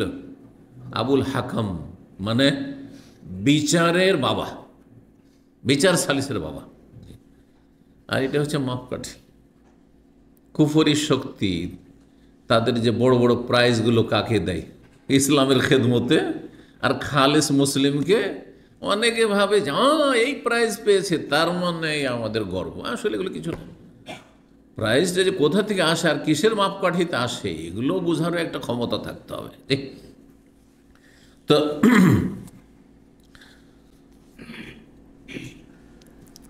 একই মানুষ বা একটি দল এক শ্রেণীর লোকের কাছে তারা ন্যায্য অধিকার হাসিলের জন্য লড়াই করছে, আর আরেক দল তাদেরকে জঙ্গি বলছে। যেমন ফিলিস্তিনের মুসলিমরা তাদের দেশ, তাদের জমি দখল করে আছে ইহুদি মালাউনরা, সেটা উদ্ধার করার জন্য বা সেখানে ন্যায্য অধিকার পাওয়ার জন্য, নিজের জমি পুনরুদ্ধার করার জন্য তারা লড়াই করছে। আর তাদেরকে ইহুদিরা কি বলছে? এরা হচ্ছে সন্ত্রাসী, এরা হচ্ছে সন্ত্রাসী। মজলুমকে তারা জালেম বলছে। এটা হচ্ছে দুনিয়ার মানুষের অবিচার, যেটাকে বিচার মনে করে থাকে। তো তুমি উচ্চস্বরে কথা বলিও না আবুল হাকামের সাথে। কেন? ফাইন্নাহু সাইয়্যিদ আহলিল ওয়াদি, কারণ এই মক্কা উপত্যকার সে হচ্ছে নেতা, শীর্ষস্থানীয় নেতা, এ হচ্ছে প্রধান। সুম্মা কালা সাদ, তারপরে সাদ রেগে বললেন, ওয়াল্লাহি আল্লাহর কসম করে বলছি, শোনো, লাইন মানাতানি আনাতুহু বিল বাইত, আজকে যদি বাইতুল্লাহর তওয়াফ করতে তুমি বাধা দাও, লা আক্তান্না মাতারাকবিশ শাম, তাহলে তোমাদের যে ব্যবসা বাণিজ্য শাম দেশের দিকে যাচ্ছে মদিনা হয়ে, সেই রাস্তা তোমাদের বন্ধ করে দেবো, সেই পথই বন্ধ করে দেবো। কোথায় যাবে? আর কাফের পেটে লাথি না পড়লে সোজা হবে না। কথা বুঝতে পেরেছেন? আল্লাহর দুশমনদের পেটে লাথি পড়তে হবে, অন্য কিছুতে ঠান্ডা হবে না। আর অন্য কিছুতে ঠান্ডা করার মতো ক্ষমতাও নেই মুসলিমদের। যেটুকু ক্ষমতা আছে ওইটুকুই ব্যবহার করতে চাই না আমরা। মুসলিমদের প্রোডাক্ট বাদ দিয়ে কাফের প্রোডাক্টটা আমরা খরিদ করি। এ হচ্ছে সিংহভাগ মুসলিমদের অবস্থা। জি। কালা ফাজাল ওমাইয়া, তো তখন ওমাইয়া বললো, করে ওমাইয়া সাদকে বললো, লা তারফা সাওত, আরে জোরে কথা বলিও না, তুমি কি করছো? তুমি ঝামেলা বাঁধিয়ে দেবে তুমি। ওয়াজাল ইউমসেকু, তাকে সে থামাচ্ছে। কাকে? সাদ বিন মুআযকে তার বন্ধু ওমাইয়া থামাচ্ছে। ফাগাযিবা সাদ, সাদ তখন রেগে গেছে, ওমাইয়ার উপর রেগে গেছে। কি তোমার বাড়িতে মেহমান হয়েছে সেজন্য তোমার কথা শুনতে হবে নাকি? হ্যাঁ। ফাকালা, তখন বলছে, দানা আনকা, ছাড়ো আমাকে, বাদ দাও তুমি। ফাইন সামিয়াত মুহাম্মাদ, শুনে রাখো ভালো করে, শুনিয়েই দিই তোমাদেরকে, আমি মুহাম্মদ সাল্লাল্লাহু আলাইহি ওয়াসাল্লাম বলতে শুনেছি, ইয়াজ তিনি বিশ্বাস করেন, আন্নাহু কাতিলুকা, হে ওমাইয়া তোমাকে হত্যা করবেন মুহাম্মদ সাল্লাল্লাহু আলাইহি ওয়াসাল্লাম। এটাও শুনে নাও, তুমি আবু জাহালের সাথে আমি কথা বলছি, তার প্রতি উত্তর করছি, তাতে তুমি বাধা দিচ্ছ। তুমি তোমার নিজের অবস্থাটা দেখো, যে তোমাকে হত্যা করবেন রাসূলুল্লাহ সাল্লাল্লাহু আলাইহি ওয়াসাল্লাম। এই কথা অলরেডি আমি শুনেছি নবী সাল্লাল্লাহু আলাইহি ওয়াসাল্লামের কাছে, মদিনায় শুনেছি। কত আগে বলে দিয়েছেন, আগেই নবী সাল্লাল্লাহু আলাইহি ওয়াসাল্লাম জানিয়ে দিয়েছেন। জি, যে কে কে হত্যা হবে বদরে, এইসব নেতাগুলোর নাম ধরে ধরে বলে দিয়েছেন নবী করিম সাল্লাল্লাহু আলাইহি ওয়াসাল্লাম। তার মধ্যে একজন এই উমাইয়া বিন খালাফ। তো কাল, তখন উমাইয়া অবাক হয়ে বলছে, ইয়া আমাকে হত্যা করবে মুহাম্মদ? কল্পনা করতে পারেন না, কারণ তখন যে কাফেরদের দাপট মক্কায়, আর মুসলিমরা দুর্বল। জি। কাল নাম, হ্যাঁ, কাল ওয়াল্লাহি, আল্লাহর কসম করে বলছি, কিন্তু কাফেরদের বিশ্বাস ছিল যে মুহাম্মদ যদি একটি কথা বলে তাহলে ওইটা না হবে না, যেটা বলবে সেটা হবেই। দেখেন এখানে, তখন সেই ওমাইয়া বলছে, মা ইয়াকযিবু মুহাম্মাদুন ইযা হাদ্দাসা, মুহাম্মদ সাল্লাল্লাহু আলাইহি ওয়াসাল্লাম যদি কোনো কথা বলে তো তিনি কখনো মিথ্যা বলেন না, জীবনে কোনোদিন মিথ্যা কথাকে বলতে শোনেনি। তখন তাহলে তুমি যখন বলছো যে মুহাম্মদ সাল্লাল্লাহু আলাইহি ওয়াসাল্লাম তোমাকে বলেছে বা তোমাদেরকে বলেছে, তার মানে বাস্তবে সেটা ঘটবে। ফারাজা ইলইমরা, তারপরে তার বিবির কাছে, স্ত্রীর কাছে আসলো। স্বাভাবিক, বাইরে যা কিছু হয় মানুষ এসে স্ত্রীকে শোনায়। তো স্ত্রীর কাছে এসে বললো, আমার তালামিন, তুমি জানো, তুমি কি জানো না, মা কাল আলী আখি আলী ইয়াসরেবি, আমার যে ওই ইয়াসরেবি ভাই, ইয়াসরেবি মানে মদিনার ভাই, মদিনার বন্ধু, আখি মানে এখানে মদিনার বন্ধু কে? সাদ বিন মুআয। সাদ বিন মুআয কি বলেছে জানো? কাল, তখন তার স্ত্রী বলছে, আমা কাল, কি বলেছে তোমার বন্ধু? কালা জামা, সে বলছে জামা, তার বিশ্বাস, আন্নাহু সামিয়া মুহাম্মাদান, যে সে মুহাম্মদ সাল্লাল্লাহু আলাইহি ওয়াসাল্লামকে বলতে শুনেছে, আন্নাহু কাতিল, মুহাম্মদ সাল্লাল্লাহু আলাইহি ওয়াসাল্লাম আমাকে হত্যা করবেন, এই কথা বলছে সে। কালা, তার স্ত্রীও বলছে তখন এক কথা, ফাওয়াল্লাহি, আল্লাহর কসম করে বলছি, তার স্ত্রী বলছে, মা ইয়াকযিবু মুহাম্মাদুন, মুহাম্মদ সাল্লাল্লাহু আলাইহি ওয়াসাল্লাম কখনো মিথ্যা কথা বলেন না, তাহলে তোমাকে খুন হইতেই হবে মুহাম্মদ সাল্লাল্লাহু আলাইহি ওয়াসাল্লামের হাতে, এতে কোনো সন্দেহ নেই। সাবধান, কিন্তু এই স্ত্রী সাবধান করছে, সেও নিজেও কত সতর্ক সাবধান, কিন্তু তকদিরে থাকলে সাবধান হয়েও কাজ হবে না। কালা বলছে, ফালাম্মা খারাজু ইলা বাদরিন, তার বদরে যখন বের হইল সবাই মক্কা থেকে, অথচ বদরে না গেলে পড়তো, কিভাবে আল্লাহ নিয়ে যাচ্ছে তাদেরকে টেনে হেঁচড়ে।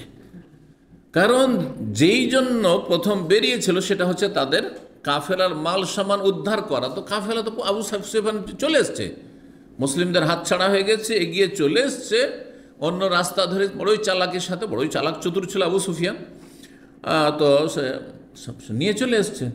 আবু জাহাল জানতে পারলো যে মাল সামান যে আমাদের রক্ষা হয়ে গেছে আর নিরাপদ, তারা চলে এসছে, তাহলে আর যাব না, না আমাদের ধন সম্পদ, হ্যাঁ ব্যবসায়ী সামগ্রী লুটপাট করার জন্য তারা এসেছে, তাদেরকে শিখিয়ে ছাড়বো, চলো যাবো, চলো যাব। এই যে অহংকার বেরিয়ে গেল। এখন যখন বের হইল মক্কা থেকে, সবাইকে বের করছে, তোমাকে যেতে হবে, তোমাকে যেতে হবে, কাউকে থাকা চলবে না, চলো যেতে হবে, নিয়ে যাচ্ছে। ও জাস সারিখ, আর ঘোষক আসল ঘোষণা দেওয়ার জন্য যে সবাই প্রস্তুত হয়ে যাও, সেই বদরে গিয়ে কি করতে হবে, লড়াই করতে হবে, কাদের সাথে, মুহাম্মদ সাল্লাল্লাহু আলাইহি ওয়াসাল্লাম এবং তার সাথী সঙ্গীদের সাথে। কালাত লাহু ইমরাতুহু, তখন তার স্ত্রী, উমাইয়ার স্ত্রী বলছে, তুমি ভুলে গেছো, আমা যাকারতা মা কালা লাকা আখুকা লিয়াসরিবি, তুমি কি স্মরণে রাখো না, ভুলে গেছো যে তোমার মদিনার বন্ধু সাদ কি বলেছে তোমাকে, যে তোমাকে হত্যা করবে কে, মুহাম্মদ সাল্লাল্লাহু আলাইহি ওয়াসাল্লাম, ভুলে গেছো। আর তুমি আবার ওই দিকে যাচ্ছ, তোমার তো উচিত যে মক্কা থেকে বাইরে না যাও, কেন মক্কাতে এসে হত্যা করতে পারবে না সহজে, এটা আমাদের দেশ। কালাফা আরাদা আল্লাহ ইয়াখরুজ, তখন তার স্ত্রী পরামর্শ দেওয়াই আর স্মরণ করাই, তারও স্মরণে আছে, কিন্তু ভাবছে যে চলে আসবো, হ্যাঁ। তো তার স্ত্রীর কথাতে তখন সে মনে মনে চিন্তা করলো যে যাবো না, তাহলে ফারাদা, সে ইচ্ছা পোষণ করলো যে আল্লাহ ইয়াখরুজ, মক্কা থেকে বেরোবে না, যাবে না, সে এই লড়াইয়ে শরিক হবে না। ফাকাল আবু জাহাল, আবু জাহাল এসে বলল যে তুমি না গেলে কাজ হবে, তুমি না গেলে তো কেউ যাবে না, তোমার দিকে সবাই তাকিয়ে আছে, যেতে হবে তোমাকে। বলছে, ইন্নাকা মিন আশরাফিল ওয়াদি, তুমি এই মক্কা উপত্যকার শীর্ষস্থানীয় নেতা, ফাসিরি ইয়াওমান, তোমাকে একেবারে গিয়ে যুদ্ধ করতে হবে জরুরি নয়, মুখোমুখি হইতে হবে জরুরি নয়, তুমি শুধু আমাদের সাথে একদিন চলো, 2 দিন পথ চলো, সবাই দেখে নেবে যে হ্যাঁ উমাইয়া বিন খালাফও বেরিয়েছে, সব নেতারা আছে, তাহলে কেউ ফিরে আসতে পারবে না, আর তারপরে ওরা চলে যাবে, তুমি ঘুরে চলে আসো, রাস্তা থেকে ফিরে চলে আসি। তো এই বুদ্ধি কে দিল, আবু জাহাল। মরণে যখন মানুষকে টানে তখন এইভাবে যায়। ফাসারা, তারপরে চলতে লাগলো মাহু, তাদের সাথে, আর 1 দিন 2 দিন পর আর ফিরে আসলো না, চলে এসছি তো চলেই যায়, চলে যায়, আমরা তো শক্তিশালী, ওরা কি করবে, চলেই যায়। ফাকাতালাহুল্লাহ, আল্লাহ সেখানে তাকে হত্যা করলেন, বদরের প্রান্তে এ উমাইয়া বিন খালাফকে হত্যা করলেন আল্লাহ রাব্বুল আলামিন, জাহান্নামে পৌঁছালেন, আবু জাহালকে হত্যা করলেন, 70 জন এরা শীর্ষস্থানীয় মক্কার নেতা, সব সেখানে জাহান্নামে পৌঁছেছে। আলহামদুলিল্লাহ রাব্বিল আলামিন। 3633 নম্বর হাদিস বর্ণনা করছেন আবু উসমান, বলছেন তো আমাকে জানানো হয়েছে, আবু উসমান তাবেঈ বলছেন, আমাকে জানানো হয়েছে, জানিয়েছেন একজন সাহাবী ওসামা বিন যায়েদ, পরে আসছে তার নাম, কি যে আন্না জিবরিল আলাইহিস সালাম আতান নবী সাল্লাল্লাহু আলাইহি ওয়াসাল্লাম, একদিন জিবরাইল আলাইহিস সালাম নবী সাল্লাল্লাহু আলাইহি ওয়াসাল্লামের কাছে আসলেন, ওয়াইনদাহু উম্মু সালমা, সেই সময় নবী সাল্লাল্লাহু আলাইহি ওয়াসাল্লামের পাশে উম্মে সালমা ছিলেন, তার ঘরে ওখানেই উম্মে সালমা রাদিয়াল্লাহু তাআলা নবী সাল্লাল্লাহু আলাইহি ওয়াসাল্লাম সহধর্মিণী ছিলেন। ফাজালা ইউহাদ্দিসু, আর এসে তার সাথে কথা বলতে লাগলেন, কিন্তু জিবরাইল আলাইহিস সালাম মানুষের রূপ ধরে এসেছিলেন, মানুষের রূপ ধারণ করে এসেছিলেন। তো উম্মে সালমা রাদিয়াল্লাহু তাআলা ঘরের ভিতরে পর্দার মধ্যে, আর তিনি ভেবেছেন মানুষের রূপ ধরে যখন জিবরাইল আসতেন, তখন কোন সাহাবীর রূপ ধরে আসতেন জানা আছে? হ্যাঁ, দাহিয়া আল কালবি, দাহিয়া আল কালবির সুরত ধরে, কারণ দেখতে খুব সুন্দর ছিলেন তিনি, এই সুন্দর সুরতে আসতেন। তো উম্মে সালামা রাদিয়াল্লাহু তাআলা আনহা বাড়িতে ছিলেন, আর তারপরে দাহিয়া কালবির সুরতে তার আকার ধরে এসে নবী সাল্লামের সাথে গল্প করলেন। সুম্মা কামা, তারপরে চলে গেলেন। নবী সাল্লাম তখন উম্মে সালমাকে বলছেন, মান হাজা, এটা কে ছিল, তুমি চিনেছো? আও কামা কাল, এই ধরনের কথা বললেন। কালাত, উম্মে সালমা তখন বলছেন, হাজা দেহিয়া, এ তো দেহিয়া, ওই আপনার সাহাবি, ও এসেছিল। আল্লাহ, তাহলে পর্দার আড়াল থেকে দেখছেন, তাহলে বোঝা গেল পর্দার আড়াল থেকে মহিলারা যদি কোনো পুরুষকে দেখে জায়েজ আছে। যদি সরাসরি পুরুষের দিকে মহিলার তাকানো জায়েজ হয়, তাহলে ছবির দিকে ভিডিও দেখে বক্তব্য শোনা জায়েজ। কারণ আজকাল কিছু চরমপন্থী মহিলা তৈরি হয়েছে, ভিডিও শুনবে না, বলছে না জায়েজ। আরে শুনিও না আলাদা কথা, কিন্তু ফতোয়া দিও না। কোনো কিছু খাবেন না, করবেন না, জায়েজ, ওতে অসুবিধা নেই, কিন্তু আবার ফতোয়া দিয়েন না যে মকরু, ফতোয়া দিয়েন না যে হারাম। ধান কেউ গরু গোস্ত খাবে না, ঠিক আছে, তাই বলে আপনি হারাম বলে দেবেন? হ্যাঁ, কেউ 7 আপ খাবে না বা পেপসি খাবে না, খায়েন না, কিন্তু তাই বলে হারাম আর এটা হয়ে গেল মদ, এইসব বাড়াবাড়ি করিয়েন না, এইসব বাড়াবাড়ি করিয়েন না। জি, এই কথাই শেখ সালেহুল ফওজান হাফেজুল্লাহ বলেছেন এই 7 আপ এইসব কোলা সম্পর্কে, যে তুমি খাবে না, খেয়েও না, কিন্তু ওয়ালা তো হারাম আলা গায়রিক, অন্যের জন্য হারাম করে দিও না। এই হারাম করার অধিকার তোমার কোত্থেকে আসলে? কোথাকার কথা কোথায় লাগিয়ে দিল? হ্যাঁ, নিয়ে গিয়ে ওকে মদ বানিয়ে দিল, হ্যাঁ, নেশা বানিয়ে দিল। জি, আল্লাহ হেদায়েত করুন। আমাদের সমাজে আসলে সবাই মুফতি, দুটো কথা বলতে পারলেই মুফতি, মুশকিলটা এখানে। আর জাতি এমন যে যত বেশি বলতে পারে তাকে বড় মুফতি মনে করে, বুঝতে পেরেছে? যে যত বেশি বলতে পারে ওকে অত বড় মুফতি মনে করে, এইটাই হচ্ছে মুশকিলটা। জি, কিছু ভক্তকুল তৈরি করতে পারলেই হয়ে গেল কাজ। আপনার ফতোয়া তখন মার্কেটে একদম ভালো, হ্যাঁ, মার্কেট পাবে। জি, তো এ হচ্ছে দাহিয়া। কালা তোমরা বলছে, এই মোল্লাহ, আল্লাহর কসম করে বলছে, মাহাসেব তো ইল্লাইয়া, আমি তো তাকে দাহিয়াই ধারণা করেছি, দাহিয়া ছাড়া আর কেউ না। ওই সাহাবি এসছে, হাত্তা সামেত খুতবাতা, তারপরে নবী করিম সাল্লাল্লাহু আলাইহি সাল্লাম তারপরে খুতবা, ভাষণে বা খুতবাতে দাঁড়িয়েছেন। আর তারপরে বলছেন সেই ভাষণে যে জিবরাইল আলাইহিস সালাম একটু আগে এসেছেন, আমার সাথে দেখা করে গেলেন। তখন বুঝতে পারলাম যে ওইটা দাহিয়া ছিল না, কে ছিল? জিবরাইল ছিল। জি, ইউখবিরান জিবরিল, জিবরিল আলাইহিস সালাম সম্পর্কে জানাচ্ছেন নবী করিম সাল্লাল্লাহু আলাইহি ওয়াসাল্লাম খুতবায়। ও কামা কাল কাল ফাকুলতু লিআবি উসমান, আবু উসমানের ছাত্র এখানে রয়েছেন এই মুতামেরের পিতা, মুতামের বিন সুলাইমান। তো মুতামের পিতা সুলাইমান ছিলেন। সে বলছেন যে আপনি কার কাছ থেকে শুনেছেন এটি? মিম্মান সামিআত হাযা ক্বালা মিন ওসামা বিন যায়েদ, আমি ওসামা বিন যায়েদ রাদিয়াল্লাহু তাআলা আনহুমা থেকে শুনেছি হাদিসটি। জি, তাহলে এখানে নবী সাল্লাল্লাহু মুজিজা কি দেখা গেল? হ্যাঁ, কি মুজিজা বলেন, কি মুজিজা? নবী করিম সাল্লাল্লাহু আলাইহি ওয়াসাল্লামের কাছে জিবরাইল আলাইহিস সালাম এসেছেন। হ্যাঁ, জিবরাইল আলাইহিস সালাম এসেছেন। এটি নবুয়তের নিদর্শন, নবুয়তের নিদর্শন যে ফেরেশতা নবীর কাছে আসে, রসুলের কাছে, অন্য কারো কাছে আসেন না। আমার কাছে, আমার কাছে ফেরেশতা আসবে না। কেউ যদি দাবি করে যে আমার কাছে ফেরেশতা আসে, তাহলে তাকে নিয়ে শয়তান খেলা করছে। কারণ এটা হয় আমাদের সমাজে, আমাদের এলাকায়। আমার দূরের চাচতো চাচা, তার শাশুড়ি, সে পাক্কা বেরেলভি মাজার পূজারি ছিল। যেমন বাংলাদেশে 18 মাইজবান্ডারি আছে কি না, ওই টাইপের, বা দেওয়ান, ওই টাইপের।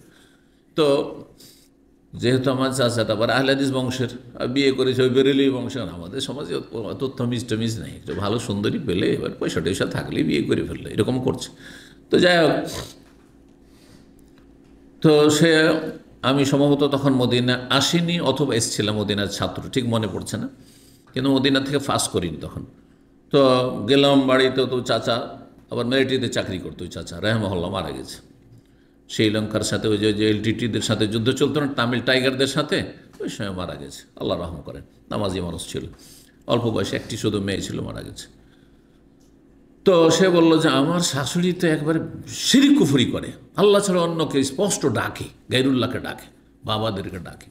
তো বাবা, তুমি তো আলেম হয়েছ, তো আমাদের বংশে তো একটু আমার সাথে যেতে হবে। তো আমাদের বাড়ি থেকে প্রায় 30 কিলোমিটার দূরে, সেখানে নিয়ে গেল। তার বাড়িতে রাত থাকলাম। আর তারপরে যখন বুঝাবার জন্য, নানি আমার হচ্ছে সম্পর্কে, তো তো নানি বুড়ি মানুষ, তাকে বোঝাবার জন্য সামনে এসে যে বসলো, খাওয়া দাওয়া তো খুব সুন্দরই খাওয়াইলো, যেহেতু আত্মীয়তা, হ্যাঁ, চাচার শাশুড়ি। কিন্তু তারপরে বলছে যে তুমি কি বুঝাবে ভাই, তোমার টুপিটা তো ছোট, আমার ওস্তাদ আছে বড় বড় টুপিওয়ালা, বেরেলি বেদের দেখেছেন টুপিগুলো, দেখেন না? হ্যাঁ, দেখেন না, যত বেদ আছে তত বড় টুপি পাবেন। কিন্তু এই যে উঁচা উঁচা টুপি, তার মানে তাতে কিছু নেই, ওইটাই তার সার। বোঝা গেছে? যেই মেঘ থেকে বর্ষা বৃষ্টি হয় না, পানি নামে না, তার তর্জন গর্জনটাই সার। ঠিক তেমনি যত বড় টুপি দেখবেন, তার মানে এলেম কম আছে, তত এলেম কম আছে। আর আহলে হাদিসরা আমরা ওই নেটওয়ালা টুপি ব্যবহার করি, ওই ছাত্র যেমন এই নেটওয়ালা টুপি আরব দেশের ব্যবহার করি। তো এই টুপি দিয়ে তুমি আমার ওই ওস্তাদদের তুমি সাথে পাল্লা দেবে? আমার বড় বড় টুপিওয়ালা আমার হুজুর আছে। তো এটাও বুঝবে না ও যে টুপিতে এলেম থাকে না। তারপরে কি বলছে, ও দলিল পেশ করছে আমার সামনে, বলছে যে আমার সাথে জিবরাইল এসে দেখা করছে। কেমন করে? বলছে আমি যখন তাহাজ্জুদ পড়ি, আর তাহাজ্জুদের নামে যা পড়ে রাত্রে যা দেখলাম, এত জোরে জোরে জিকির করে, গোটা গ্রামের 5-7 বাড়ি থেকে শোনা যাবে। এখান থেকে যে ওমরা অফিসগুলো আছে না, যে পুরনো সেন্টার রোডের ওপরে, ওগুলো থেকে ওর জিকির শোনা যাবে, এত দূর পড়ে, এত চিল্লে জিকির করে, আমাদের ঘুম ভেঙে গেছে। তো যাই হোক, সে একটা জায়নামাজ নিয়ে আসলো, আর একটা তসবি, নানা তসবি নিয়ে আসলো, আর আসার পরে বলছে যে দেখো। বলছে কি দেখবো? বলছে এটা আমাকে আল্লাহ দিয়ে গেছে, আল্লাহ জিবরাইল মারফত আমার কাছে পৌঁছে দিয়েছে, জায়নামাজ দিয়েছে। তারপর আমাকে দেখো আতর। শয়তান সব এগুলো খেলা করছে মানুষের ঈমান হরণ করার জন্য। ইবলিস শয়তান, আতর দিতে মুশকিল আছে, এটা জায়নামাজ দিতে মুশকিল আছে, ইবলিস শয়তানের, যিনি শয়তান কোনো মুশকিল নেই। বুঝতে পারা গেছে না? জি। তো এইভাবে চলে গেছে। যদি তওবা না করে থাকে তো এতে কোনো সন্দেহ নাই যে বড় শিরক কুফর নিয়ে আল্লাহর কাছে হাজির হয়েছে। আলহামদুলিল্লাহ আফানা। তো যাই হোক, আলোচনা শেষ করি। কি বলছিলাম? যে কোন ফেরেশতা নবী ছাড়া কারো কাছে আসে না। এইটাই হচ্ছে নবী সাল্লাল্লাহু আলাইহি ওয়াসাল্লামের নবুয়তের দলিল, প্রমাণ, আলামতুন নবুয়্বত। 3634 নম্বর হাদিস বর্ণনা করেছেন সালেম বিন আবদুল্লাহ, তার পিতা আবদুল্লাহ থেকে, বা আবদুল্লাহ মাসউদ থেকে, শুধু আবদুল্লাহ আছে। বলছে আন্না রাসূলুল্লাহ সাল্লাল্লাহু আলাইহি ওয়াসাল্লাম কাল, নবী সাল্লাল্লাহু আলাইহি ওয়াসাল্লাম একদিন বললেন, রাআইতুন নাস মুজতামিনা ফি সাঈদিন, আমি দেখলাম স্বপ্নে। নবী সাল্লাল্লাহু স্বপ্নে দেখছেন। কি দেখছেন? যে অসংখ্য লোক, অনেক লোকেরা একটি ময়দানে একত্রিত হয়েছে, সমবেত হয়েছে। সাঈদিন ওয়াহিদিন মানে একটি ময়দানে, সাঈদ বলা হয়। ফাতায়াম্মামু সাঈদান তাইয়্যিবা, ভূপৃষ্ঠকে সাঈদ বলা হয়েছে, মাটি। ফাকাম আবু বকর, তারপরে বলছেন যে এই গ্যাদারিং, বিশাল গ্যাদারিং, অনেক লোকেরা সেখানে জমিয়ত হয়েছে। আবু বকর সিদ্দিক রাদিয়াল্লাহু তাআলা স্বপ্নে দেখলাম সেখানে ফানাজা জানুবান আও জানুবাইনি, একটি কূপ আছে সেখানে, সেই কূপ থেকে তিনি 1 বালতি বা 2 বালতি পানি উঠালেন। কূপ থেকে পানি উঠাতো আগে, এখন তো নলকূপ হয়েছে, তাই না? কিন্তু একসময় কুয়ার পানি খেয়েছেন আপনারা কেউ? না খাননি? কে খেয়েছে কুয়ার পানি? ও মাশাআল্লাহ, আছে কিছু বান। এখন মনে হয় কুয়া টুয়া নেই না, সব বিরান হয়ে গেছে, যেগুলো ছিল সেগুলো বিরান হয়েছে। আমি গ্রামে গঞ্জে যেগুলোতে দেখেছি কূপ, সেগুলো শেষ হয়ে গেছে এখন। তো ডিপ টিউবওয়েল বা বিভিন্ন টিউবওয়েল আসার পরে। তো যাই হোক, 1 বালতি বা 2 বালতি কি করছেন? আবু বকর সিদ্দিক রাদিয়াল্লাহু তাআলা পানি উঠালেন। কিন্তু অফি বাদে নাজইহি দাফুন, কিন্তু তার পানি কূপ থেকে উঠানোতে দুর্বলতা প্রকাশ পাচ্ছিল, যে তিনি উঠাচ্ছেন কিন্তু কষ্ট করে উঠাচ্ছেন। পানি উঠানো 2 রকম, কেউ পানি উঠা, বালতি তো আমরা পানি উঠিয়েছি, দাঁই করে উঠিয়ে নিচ্ছে আর শরীরটা বাঁকা হচ্ছে না। আর কেউ উঠাচ্ছে তো আপনার ওই রশিটাকে এর সাথে আপনার কূপের এক সাইডের সাথে ঘষাচ্ছে আর টানছে, আর নিজে বাঁকা হয়ে যাচ্ছে, ঝুঁকে যাচ্ছে। তার মানে তার এই বালতি উঠানোতে কি রয়েছে? দুর্বলতা রয়েছে। এবার বুঝতে পারছেন না? ভারী মাল সামান নিয়ে যখন হাঁটবেন, যদি আপনি স্ট্রং হন, তা আপনার বডি সোজা থাকবে আর এইভাবে ধরে থাকবে আর হাঁটবেন, ঠিক না? কিন্তু কিছু লোককে দেখবেন না, ঠিক কিনা, ঝুঁকিয়ে যাচ্ছে। তার মানে আপনি দুর্বল হয়ে যাচ্ছেন এই মাল সামানটা উঠাইতে। জি। তো সুবহানাল্লাহ। আবু বকর সিদ্দিক রাদিয়াল্লাহু তাআলা আনহু দুই বালতি বা এক বালতি পানি তো উঠালেন, কিন্তু পানি উঠাবার সময় তাকে দুর্বল মনে হচ্ছিল। ওয়াল্লাহু ইয়াগফিরু লাহু, আল্লাহ তাকে ক্ষমা করুন। সুম্মা আখাযাহু উমারও, তারপরে বালতিটা নিয়ে নিলেন উমর রাদিয়াল্লাহু তাআলা আনহু। ফাস্তাহালাত বিয়াদিহি গারবান, আর তার হাতে বালতি আসতেই সেটি বড় আকার ধারণ করলো। ছোট বালতি বড় বালতি হয়ে গেল, বড় বালতি হয়ে গেল। তারপরে বলছেন ফালাম আর আবখারিয়ান ফিন্নাস ইয়াফরি ফারিয়া হাত্তা দারাবান নাসু বিআতান, আমি কোনো সুদক্ষ শক্তিশালী মানুষকে দেখিনি, বীর পুরুষ, আবকারি বলা হয় বীর পুরুষকে, জি, বিচক্ষণ বা বীর পুরুষ। বিচক্ষণতা ব্রেনের শক্তি, আর বীর পুরুষ হচ্ছে শারীরিক শক্তি। আমি কোনো বীর পুরুষকে দেখিনি ওমারের মতো, ইয়াফরি ফারিয়াও, তার মতো এই রকমের কূপ থেকে পানি উঠাতে পারবে। হাত্তা দারাবান নাস, এত তাড়াতাড়ি এত দ্রুত বেগে হ্যাঁ পানি উঠালেন তিনি কূপ থেকে, যে উঁট নিয়ে এসেছিল সব উঁটের রাখালরা পানি পান করাবার জন্য। আগের যুগে হয়তো কি উঁটকে পানি পান করার জন্য কূপের কাছে উঁটগুলোকে নিয়ে আসতো, আর পানি উঠাচ্ছে কূপ থেকে আর পান করাচ্ছে, পানি উঠাচ্ছে আর পান করা। যত তাড়াতাড়ি পানি উঠাইতে পারবে আর পানি দিতে পারবে তত তাড়াতাড়ি পান করানো হয়ে যাবে। আর তারপরে যখন পানি পান করা হলো, সারাদিন তো চড়েছে চারণভূমিতে, এখন সেগুলোকে নিয়ে গিয়ে উটের যে বাথান রয়েছে সেখানে বেঁধে দিবে উটশালাতে। তো বলছেন হাত্তা দারাবান নাসু বিআতান, এমনকি লোকেরা উট নিয়ে গিয়ে উটশালায় পৌঁছে গেল। খুব তাড়াতাড়ি করে পানি পান করানো হয়ে গেল সমস্ত রাখালদের উটকে, আর উটগুলি উটশালায় নিয়ে চলে গেল। এখানে দারাবা মানে তাহলে নিয়ে যাওয়া হয়, আর অর্থ নিয়ে যাওয়া, দারাবান নাস। আতান বলা হয় উটশালা, যেখানে উট বাঁধা হয়, যেখানে গরু বাঁধা থাকে, ওটাকে কি বলেন? হ্যাঁ, গোয়াল তো যেটা তৈরি করা থাকে ঘরে, এমনি ধরেন ফাঁকা জায়গায় উঠানে, আর গরুর বাথান, গরু বাঁধা আছে, জি, বাথান বলে না? হ্যাঁ জি। হাম্মাম বলছেন সামিত আবু হুরায়রা থেকে শুনেছেন নবী সাল্লাল্লাহু আলাইহি ওয়াসাল্লাম বলেন ফানাজা আবু বকর জানুবান আও জানুবাইন, আবু বকর সিদ্দিক রাদিয়াল্লাহু আনহু এক বালতি বা দুই বালতি শুধু উঠিয়েছিলেন। এই স্বপ্নের বিবরণ কি? স্বপ্নের বিবরণ হচ্ছে আবু বকর সিদ্দিক রাদিয়াল্লাহু আনহু খেলাফত আমলটা খুব অল্প হবে, সেটা ছিল 2.25 বছর। একটু বললাম না, ওই যে দুই বালতি উঠাইলেন মানে 2.25 বছর, ব্যাস খেলাফতের সময়কালটা অল্প। আর তাতে দুর্বলতা থাকবে, মানে এক তো ঘরের শত্রু যারা মুসলিম হয়েছিল অনেকেই, বদউই যারা, বেদুইন, তারা অনেকে জাকাত অস্বীকার করে মুরতাদ হয়ে গেছিল। অনেকেই মুসাইলামা কাযযাবের এই মিথ্যুক ভণ্ড নবীর অনুসারী হয়ে গেছিল। এইসব ঘরের শত্রু, আর বাইরের শত্রু তো আছেই। এদিকে এক শক্তি হচ্ছে পারস্য অগ্নিপূজক মজুসি শক্তি, আর একদিকে রোমান শক্তি, খ্রিস্টান শক্তি, সবটা আছে।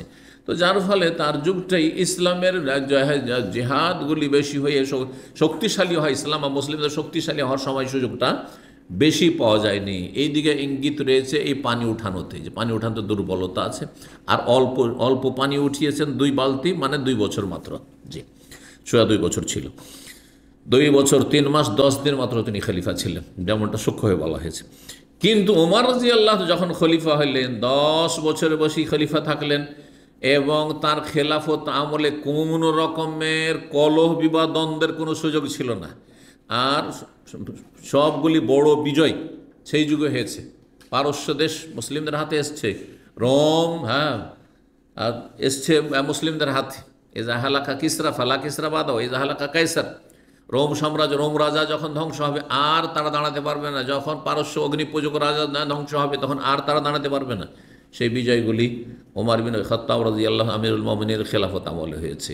এই জন্য বালতিতে খুব বেশি পানি উঠালেন, আর বালতি অনেক বড়, আর ও খুব একবার বীর পুরুষের মতো শক্তিশালী মানুষের মতো করে পানি উঠালেন, আর তাড়াতাড়ি করে সমস্ত রাখালদের যে ওটগুলো ছিল সবগুলিকে পানি পান করিয়ে দিলেন। মানে মানুষরা উপকৃত হইল, মানুষরা, দেশবাসী, মুসলিম জাতি, ইসলাম তার মাধ্যমে উপকৃত হবে তার খেলাফত আমলে, এই কথাই বলা হয়েছে, জি। তো এই ছিল হাদিস।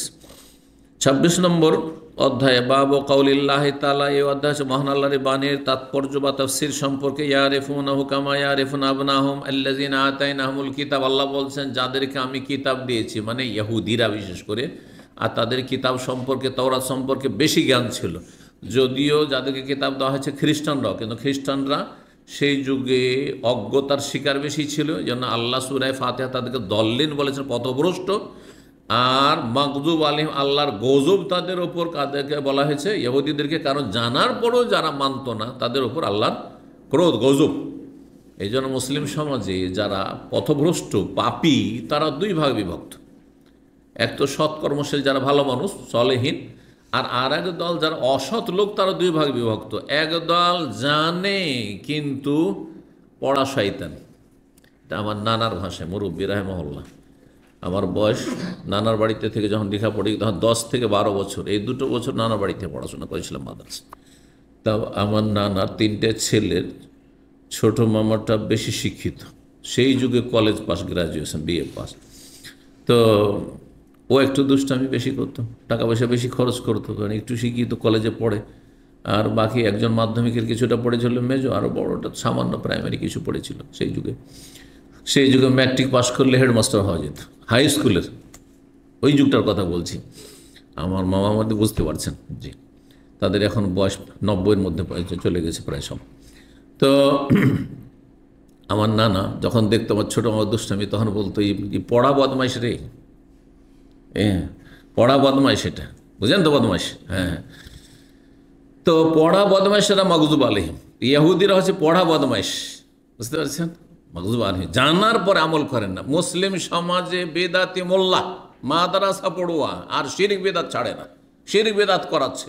হ্যাঁ, পীর, হ্যাঁ, মুরিদের ধর্মকর্ম করছে, মিলাদ করছে, হ্যাঁ, সহি সুন্নাহকে অস্বীকার করছে, সহি সুন্নাহর উপর আমল করতে দিচ্ছে না। যেখানে সহি সুন্নাহ একটি মসজিদ কমেছে সেখানে এসে ফিতনা ফাসাদ শুরু করে দিচ্ছে। অথবা কেউ যদি একটা সুন্নত কায়েম করে তো তার উপর জুলম অত্যাচার চালাচ্ছে। এরা হচ্ছে মাগজুব আলিম, এদের উপর আল্লাহর গজব রয়েছে, এতে কোনো সন্দেহ নেই। কারণ এটা ইহুদি চরিত্র, ইহুদিদের বদ চরিত্র এদের মধ্যে আছে, এদের উপর আল্লাহর গজব রয়েছে, মাগজুব আলিমেরা। আর যারা মূর্খ মানুষ, হ্যাঁ, জানেন না, সেই জন্য বিরোধিতা করছে, এরা হচ্ছে খ্রিস্টান গুমরাদের মতো, জানেন না বেচারা, মিসকিন, আর তার সাথে শত্রুতা করছে, অজ্ঞ। আল্লাহ অজ্ঞতা দূর করুন।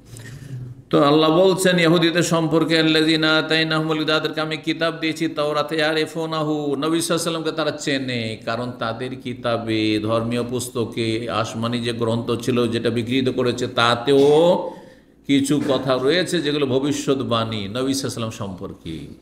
সেগুলি পড়ে আর দেখছে যে সবগুলি ফিট হচ্ছে কার ওপর? মুহাম্মদ সাল্লাল্লাহু আলাইহি ওয়াসাল্লামের ওপর। এটাই শেষ নবী। তারা চেনতো, কামা ইয়ারিফুন, যেমন তারা চেনতো নিজের ছেলেদেরকে। কে ছেলে মেয়েকে চেনে না? যদি ছেলে মেয়ের সাথে সবসময় থাকেন তো অবশ্যই চিনবেন, কখনো অচেনা হবে না।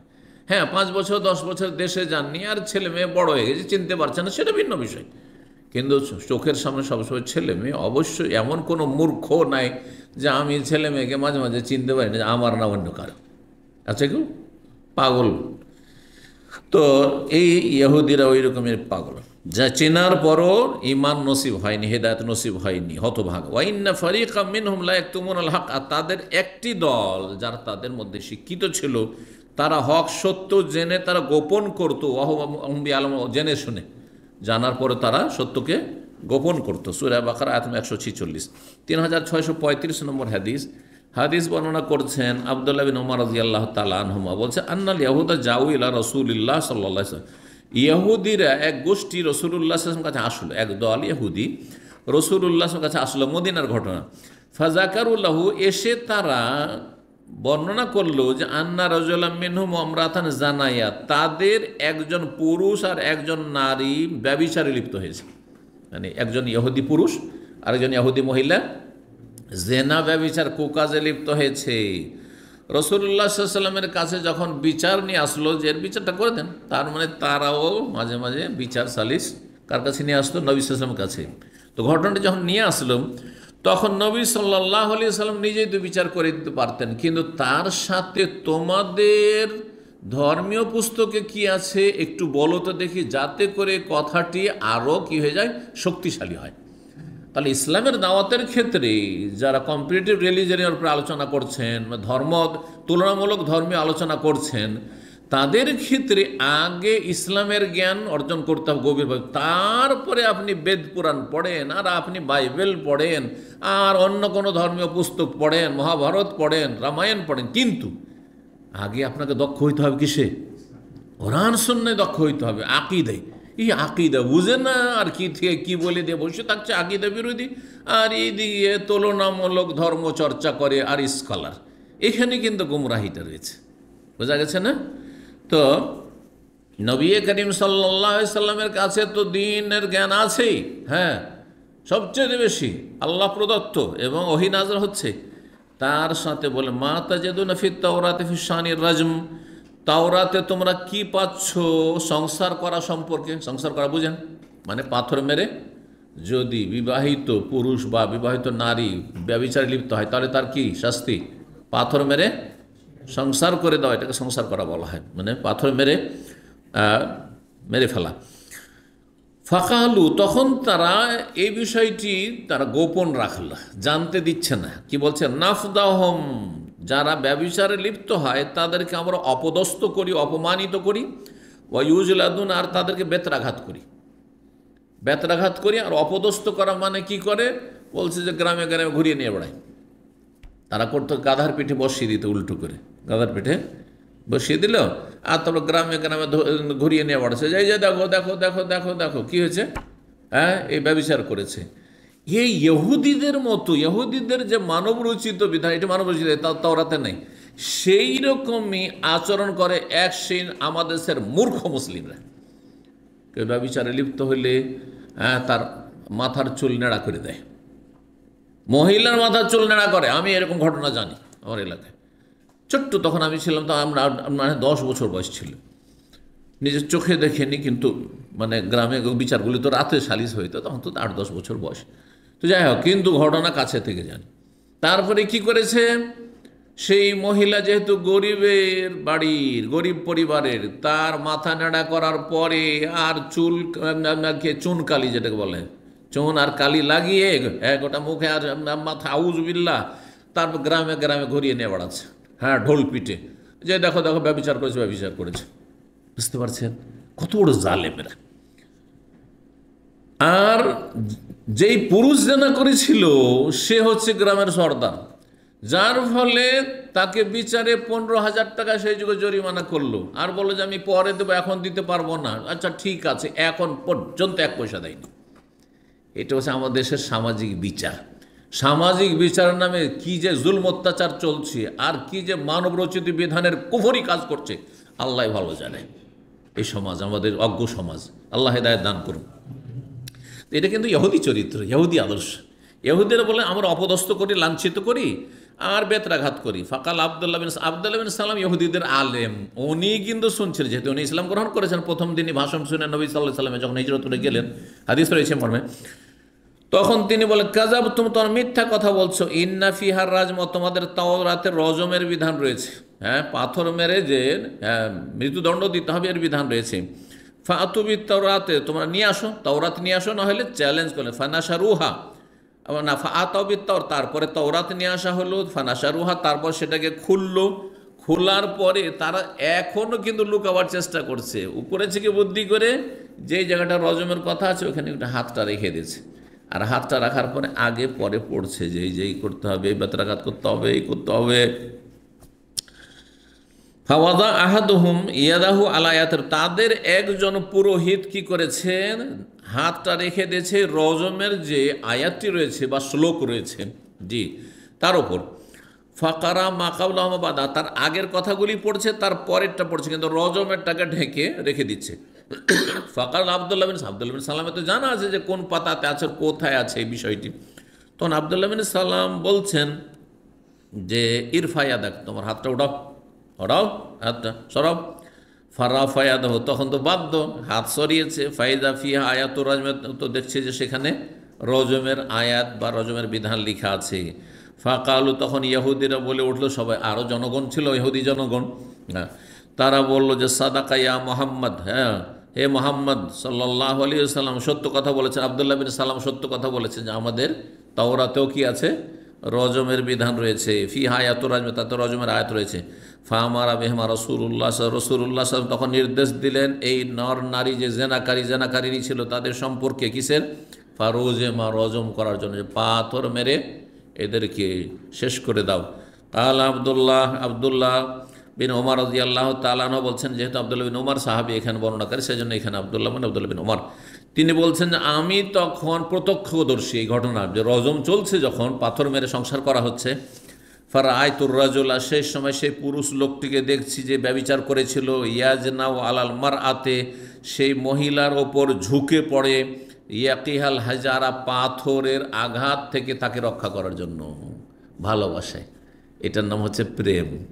হ্যাঁ, আর এই প্রেমকে আজকাল বলছে যে প্রেম জায়েজ, ভালো জিনিস, এটা লাইলা মজনুর সুন্নাত। বুঝতে পারছেন না? আমাদের বাঙালি সমাজের মুসলিম আল্লাহ বলছে প্রেমটা খারাপ নয় যদি আপনার সৎ নিয়ত থাকে। তাহলে বাবা কিসের সৎ নিয়ত রে বাবা? প্রেম করবে একটা বেগানা মেয়ের সাথে, লুচ্চামি করবে, বলছে সৎ নিয়ত। তো বলছে হ্যাঁ, বিয়ে করার নিয়তে যদি প্রেম করে তাহলে অসুবিধা নেই, এটা ভালো জিনিস, তাহলে লাইলা মজনুর কিচ্ছা কাহিনী। বুঝতে পারছেন?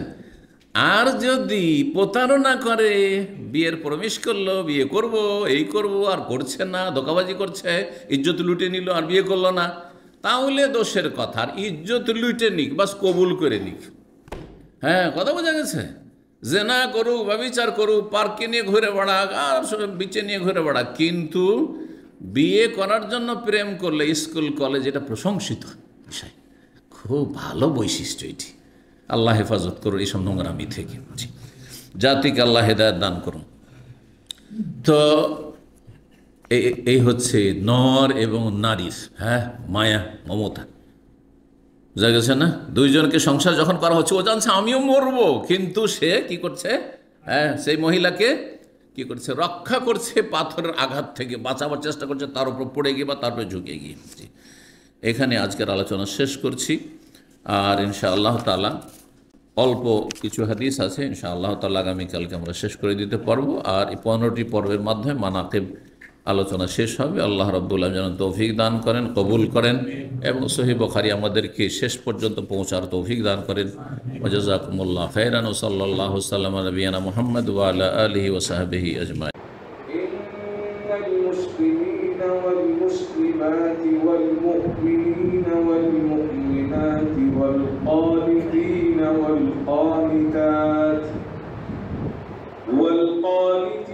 والقانتات والصادقين والصادقات والصابرين والصابرات والخاشعين